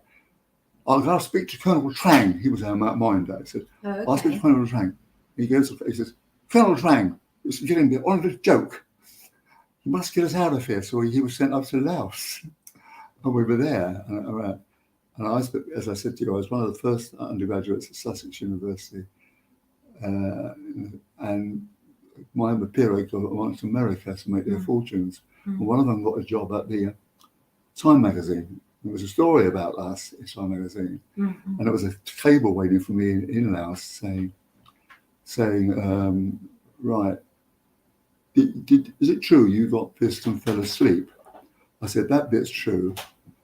And the Viet Cong were knocking on your bedroom door the next morning. And I said, that's not true, but what a wonderful story. I think we'll go with that one. Anyway, let's get back to the whole thing. Now, about the green things, okay? I after I did this oil investment in small oil companies. My daughter. Anyway, the main point is that you divested from Barclays. Yeah. Well, well, no. But I also, after I was involved in, when I made not money instantly, I decided to do Green Barrel. My website to do Green Barrel. My website. Okay. Now, my Green Barrel is about investment in energy, renewable energy companies, and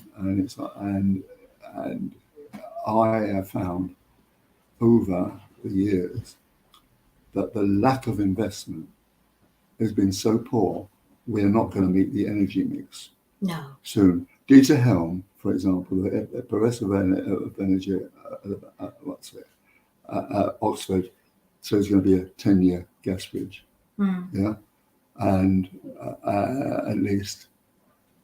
But it's all very well to start this huge investment now, but it wasn't. So do you know what used to happen, right?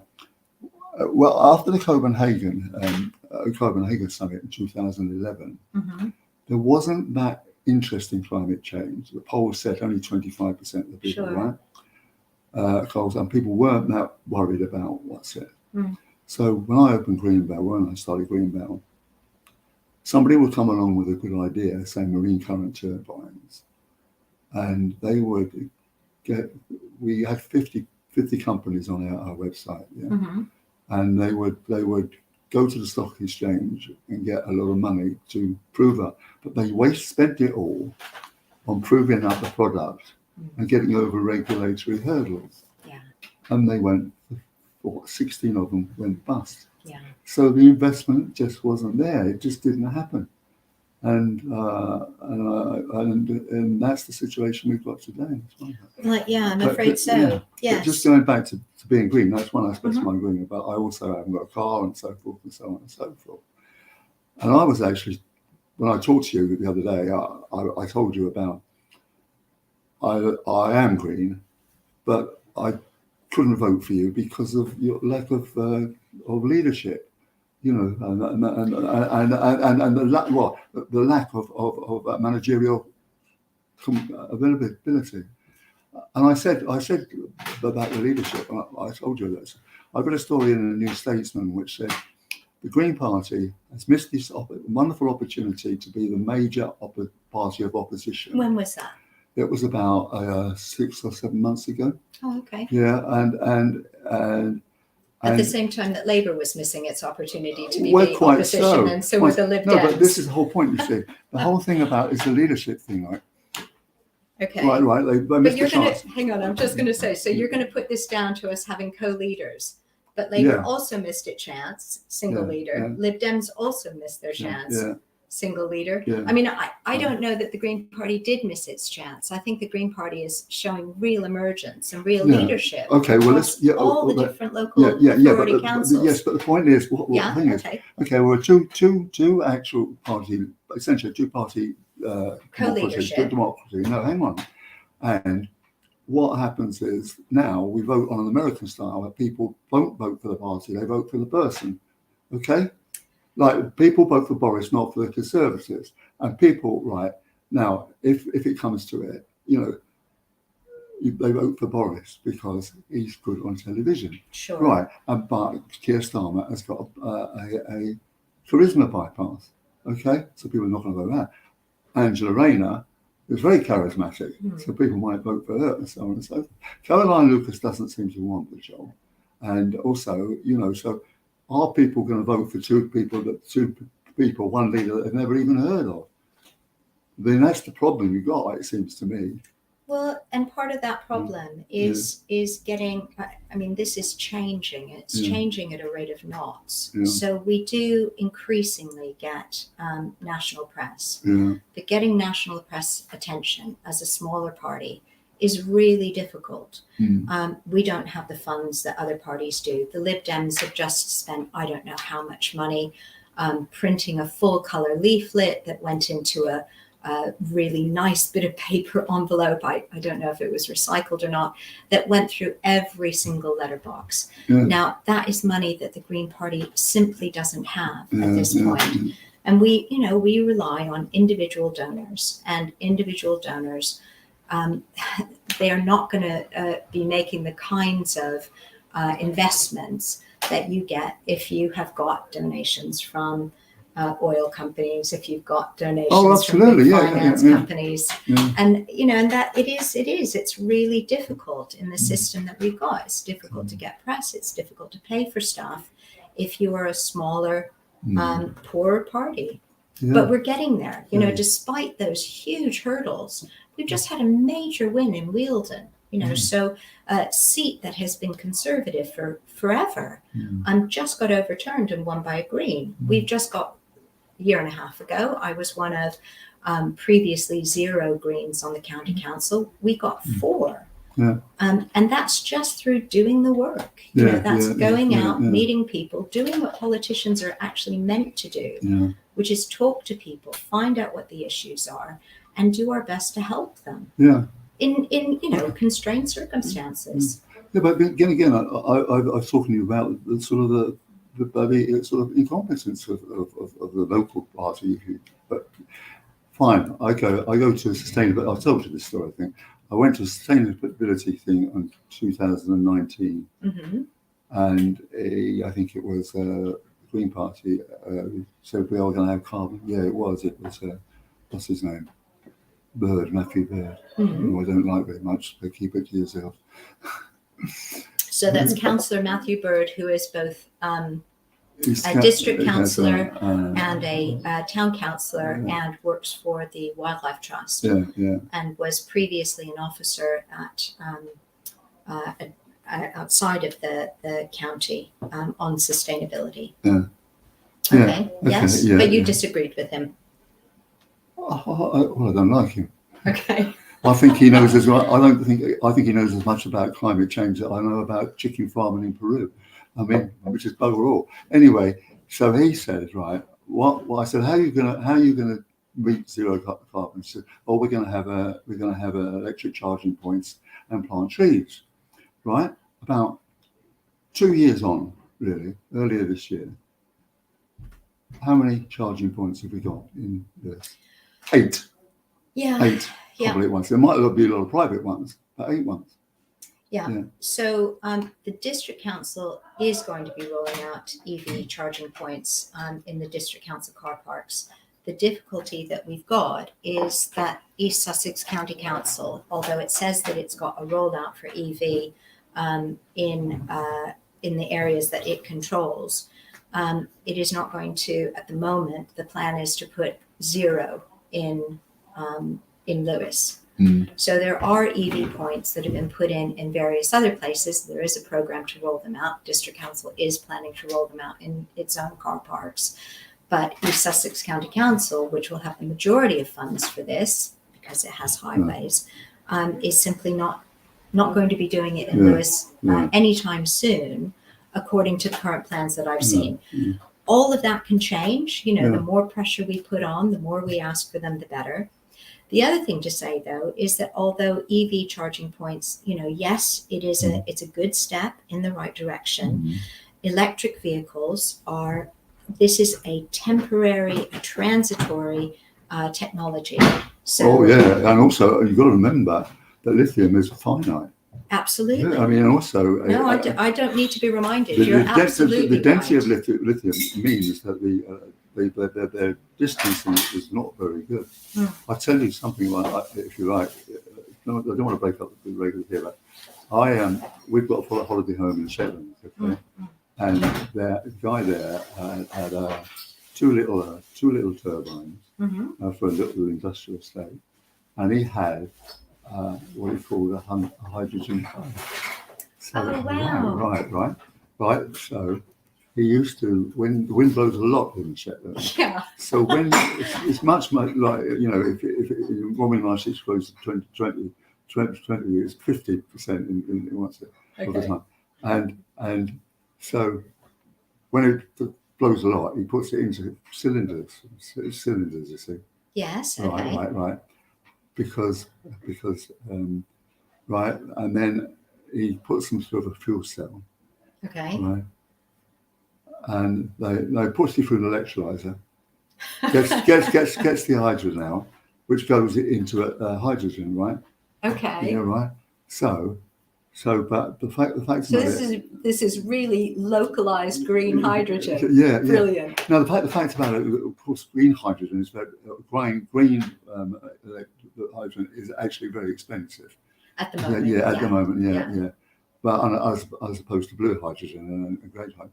And anyway, so Although that's getting more expensive. But the trouble is that hydrogen needs a lot of room. Mm. So you would need a cylinders. You need a big sort of carrier behind or a trailer behind the size of the car taking you out of it. And I said to him, "How far will this get me? What I got?"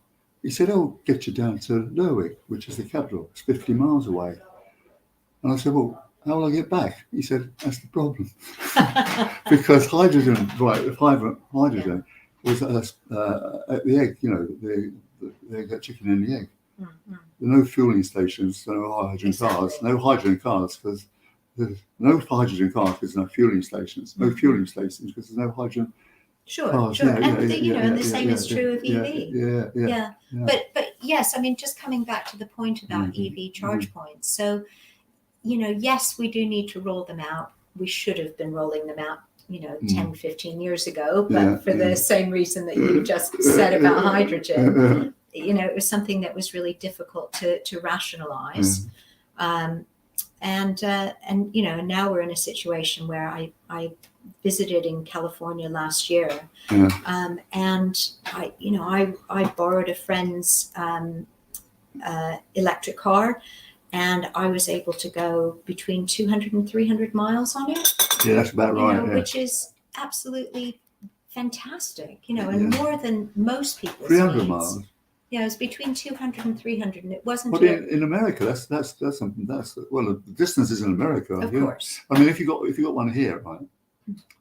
But it's more than enough to get to the shops and back. Yeah, but here you could get to Swindon. But if you wanted to go to Edinburgh, you might be in real bother, Yeah, but it needs a lot of room.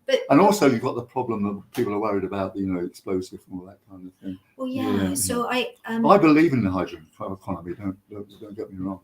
I think that we need to investigate more. There's actually a hydrogen research project that is being run out of Sussex University. I think it might be Brighton University.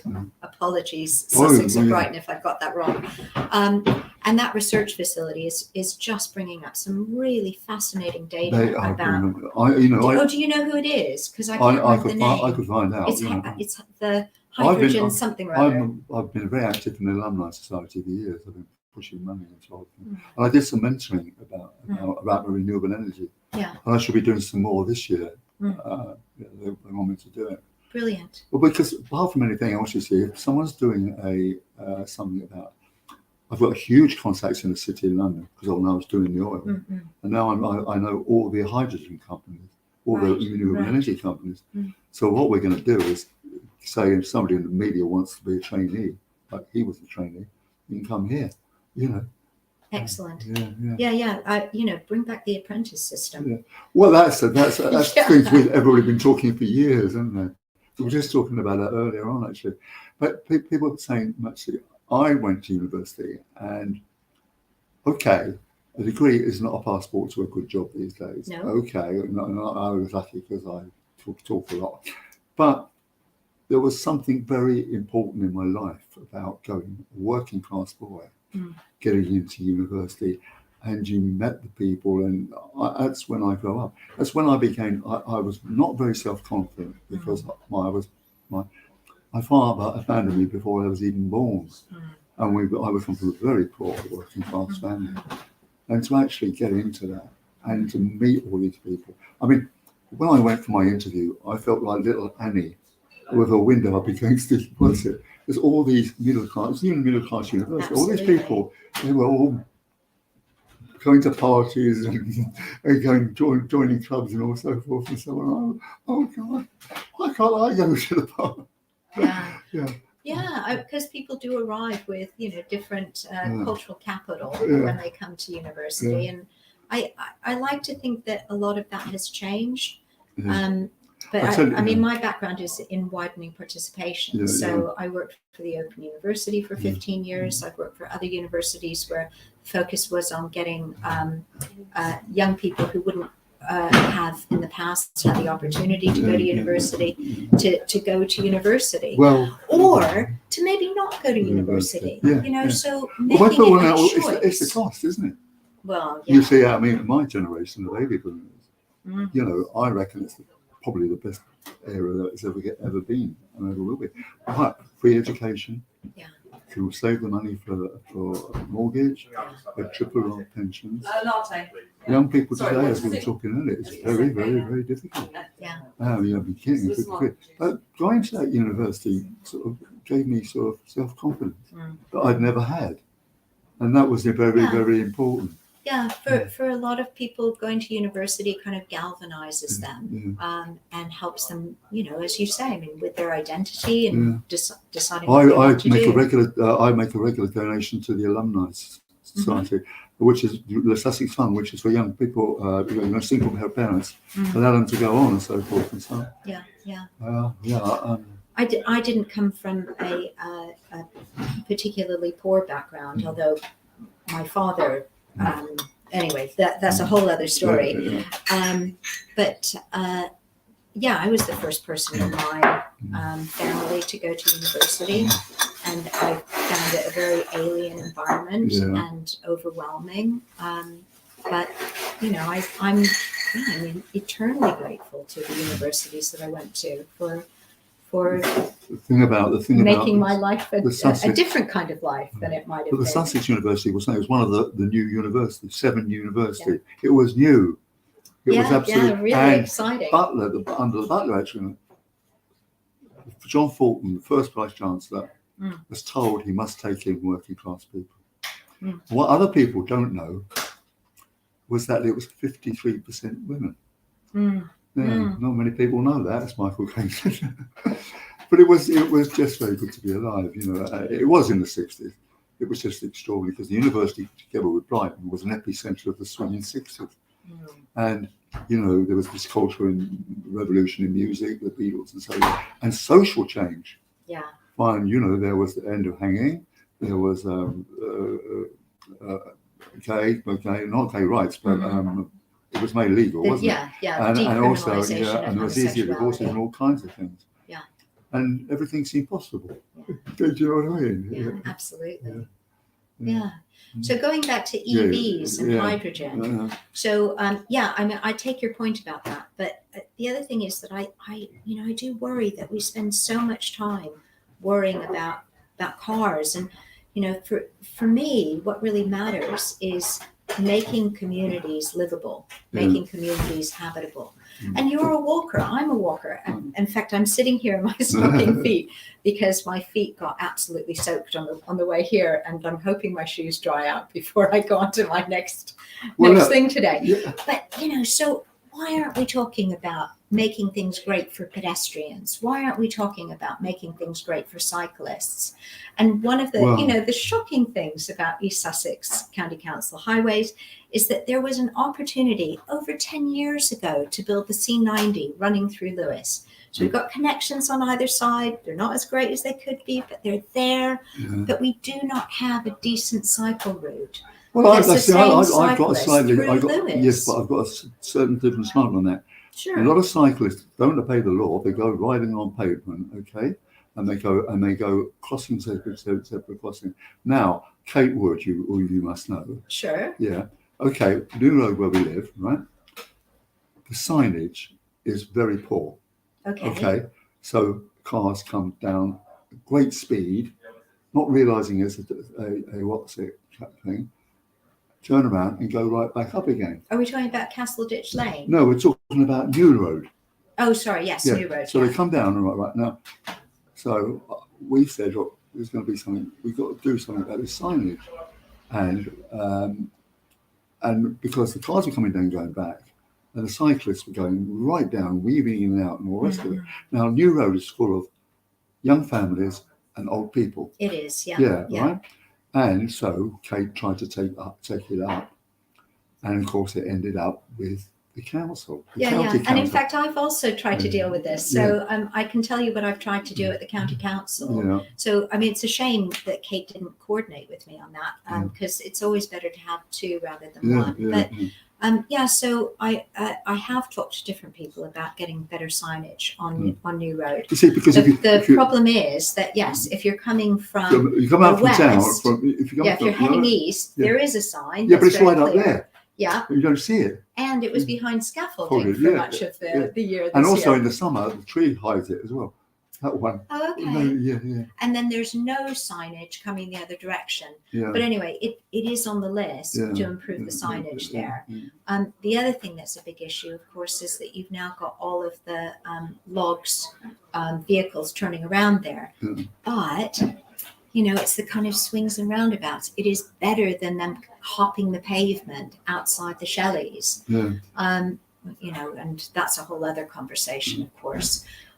So doing the turnaround at the top of New Road, where you've got a car park on one side and predominantly log-zoned buildings on the other, is a bit better. But you're quite right. New Road is a problem in that regard. But New Road also suffers from potholes, and part of the reason why you've got we're getting to cyclists. it. If you come along the pavement, just and there's holes all over the flipping place. Absolutely. Leslie and I they're are just really terrible. it's quite daunting. So funnily enough, I met with Roger the other day. So Roger is he's a guy who works for Highways under one of their contracts. And I happened to see his van at the top of New Road. So being nosy, I said, hello, I'm your county councillor. What's up? What are you doing? And Roger was really informative about, how things get prioritized and what he would like to be doing. As somebody who has been working on highways for the whole of his life and seeing things done properly. And we stood there and we looked at this enormous pothole at the edge of the pavement, veering onto the road. But even though it was big, it would probably not meet highways criteria for filling because it's not in the road ruts that cars go down. It is in a rut that cyclists might hit. It isn't a rut that would be a trip hazard for a pedestrian crossing. So if we can just get more momentum behind the idea that we've got to look after pedestrians and cyclists, then you reduce the weaving that cyclists do going down a rutted road, and you stop the risk of people tripping over when they come off wobbly pavements onto roads that are not going to get fixed because they're not through But also roads. Another point, And they're another thing, not in the car traffic. Another thing is, I've got a feeling, people that none of them have got bells anymore. There was a law, I think, said that you've got to have a bell. And people, every single I go past, I shout at them, "Where's your bell?" I mean, people just don't have bells on it. It's really, really very, very manifest. It really is. I mean, people should have a bell. So there's an organization in Lewis called Cycle Lewis, which I'm sure you're aware of. And Cycle Lewis is really good at being responsive as well as campaigning for cyclist rights, about being responsible cyclists. Well, John May, you know John May. Yeah, of course. Everybody knows John May. Yeah. He's one of my heroes. Is he? Right. He won't mind my saying, I'm sure. So I did my PhD on environmental politics, and I was interested in how radical environmental groups went about representing themselves in the media. And John May pretty much, well, not pretty much, John May did write the book on Greenpeace. And of course was an environmental journalist. Friends. Of course. He's a great friend absolutely. of mine. In fact, I shouldn't say this, but I support him in many ways. Mm. I see. I get the And financial. he supports his I get community. I get the He's- Financial Times for nothing, but I buy it, so I give it to him. Right. He can't live without it now. He says, "No, John is a great friend of mine. He's been a great friend of mine." The trouble with John is he won't get out of this counterculture thing in the '60s. He's still living in the '60s. He won't get out of it. Did you go along to the Love Our Ooze event, huge event Which down one? at the Linklater? I didn't go. Well, the poetry and stuff. Yeah, so Yeah, John organised that. yeah. It was Look, fantastic. John is always doing something. Mm. He's always, he's never stops. There's all, and he's written 16 books as well.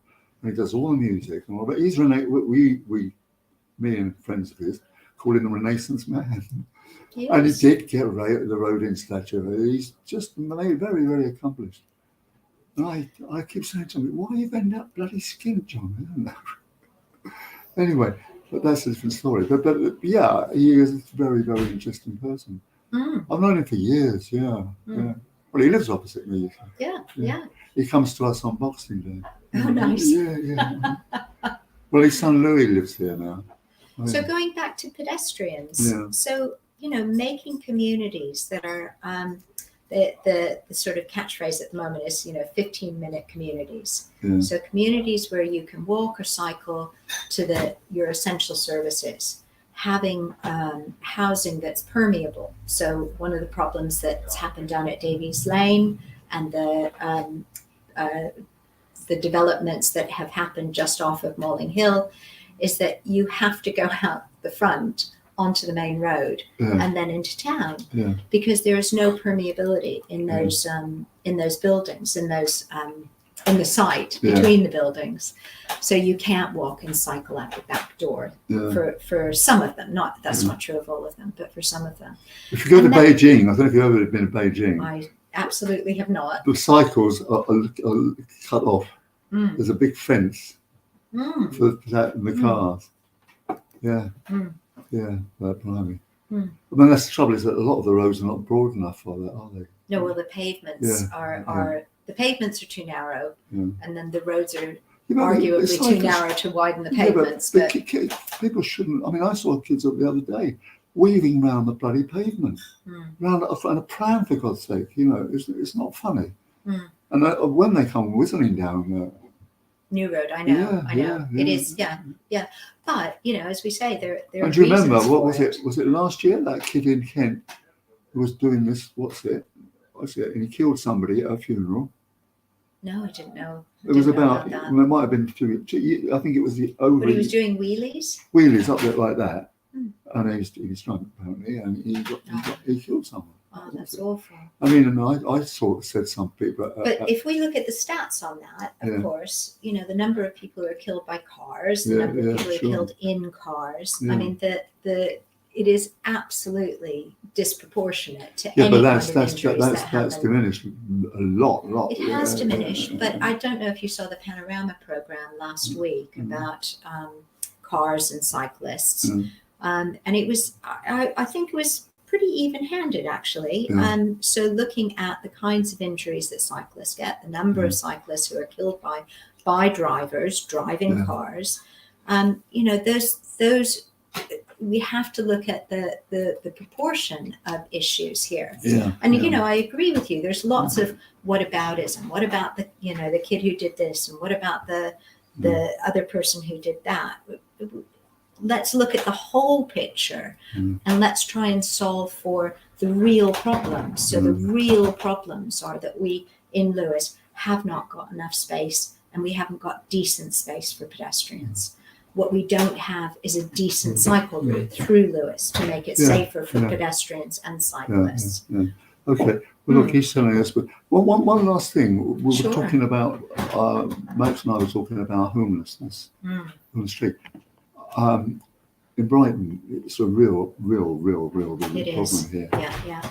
And well, here, I don't think it's an enormous number of people on the street, is it? I think. So we know that Open Door, I'm sure you're aware of Open Door. So Open Door provides safe space for homeless people. Yeah. And they have seen, I'm not as up to date on this as I probably should be. They were seeing an increase in the number of homeless people in Lewis. The district council, of course, it's district, it's not county, but district council does have a team that goes out and meets with homeless people. I know that there have been just shockingly an increase in harassment of homeless people in Lewis. So we don't have anything like the numbers of homeless people. Well, Brighton's got, yeah. But there are people who are living on the streets in Lewis, or living in tents in the periphery of Lewis. Whereabouts? So there was a person who was living down behind Convent Field. I mean, because there has been harassment, I really don't want to go into that because I think that, you know, I'm sure the viewers of Mirador television would be as horrified as I am. But it's I think for people's own safety, it's better that they have little pockets where they currently feel safe, where there is contact with the local authority, and where they know that there's somewhere that they can Somebody go told me, I don't know if it's true support. or not, I think it was the one that lived there, that about four or five people who are on the streets have actually got places in Lamport.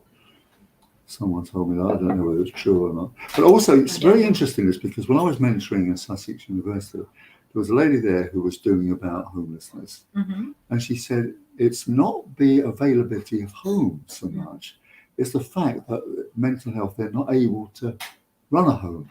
People are running. It's not the fact that, you know, there's not enough homes. It's both, though, isn't it? Yes.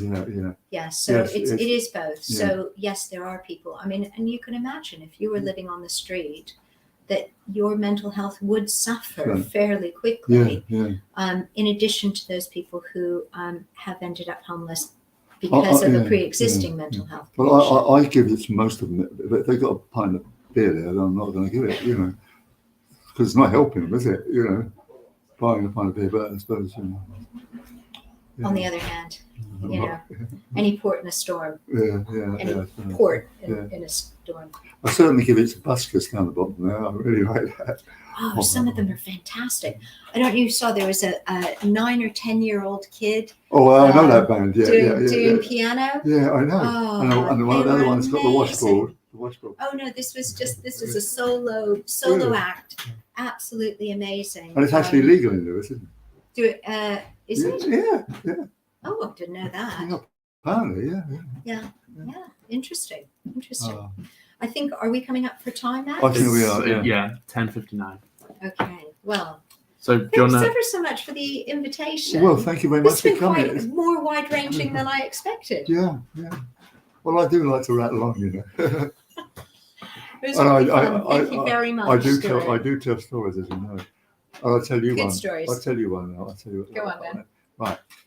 One night I was sitting in the castle, right, and in comes a guy from pianist from Glyndebourne, and then the soprano from Glyndebourne. So I'm regaling with my stories about Vietnam and all the rest of it.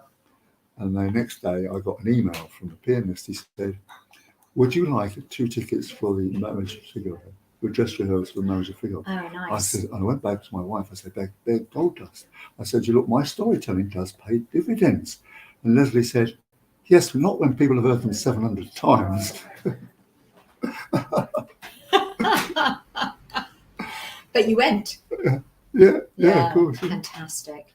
Oh, I am a storyteller. You are one, Stuart. Do you want to round off the show before we go? Thank you so much. Yeah. Well, okay. What shall I round it off? What shall I say? Well, thank you very much for coming here today, and it's been most interesting. It's been great. Thank you. Yeah. Okay. And see you at one of the local hostelries. I'm sure we will. Yeah. Soon. Well, you know, I'm an absolute devotee of the diddly music. You know, the diddly music at the Lewis Arms on a Tuesday night. Thursday night. But the whole thing about it is that you can't ever gauge the demographic of a pub. One week you go in there and there are 10 musicians, the next day you say, "Yes, all right. Look, he's the owner, you see. Hello. He's the owner. He's the owner with my permission. I'm sorry, I can't stop him talking sometimes. It's very nice. Yeah. So anybody who's watching, I'm on the case. All right. Very Well, nice, very nice of you. Thank you. Yeah, nice to meet you. all right. Well, thank you very much. We'll be back on live tomorrow, 8:30, and then at 9:30, Liza Page will join me. So stay tuned for that tomorrow. Thank you very much for watching. Goodbye. Yeah. Bye bye. Yeah.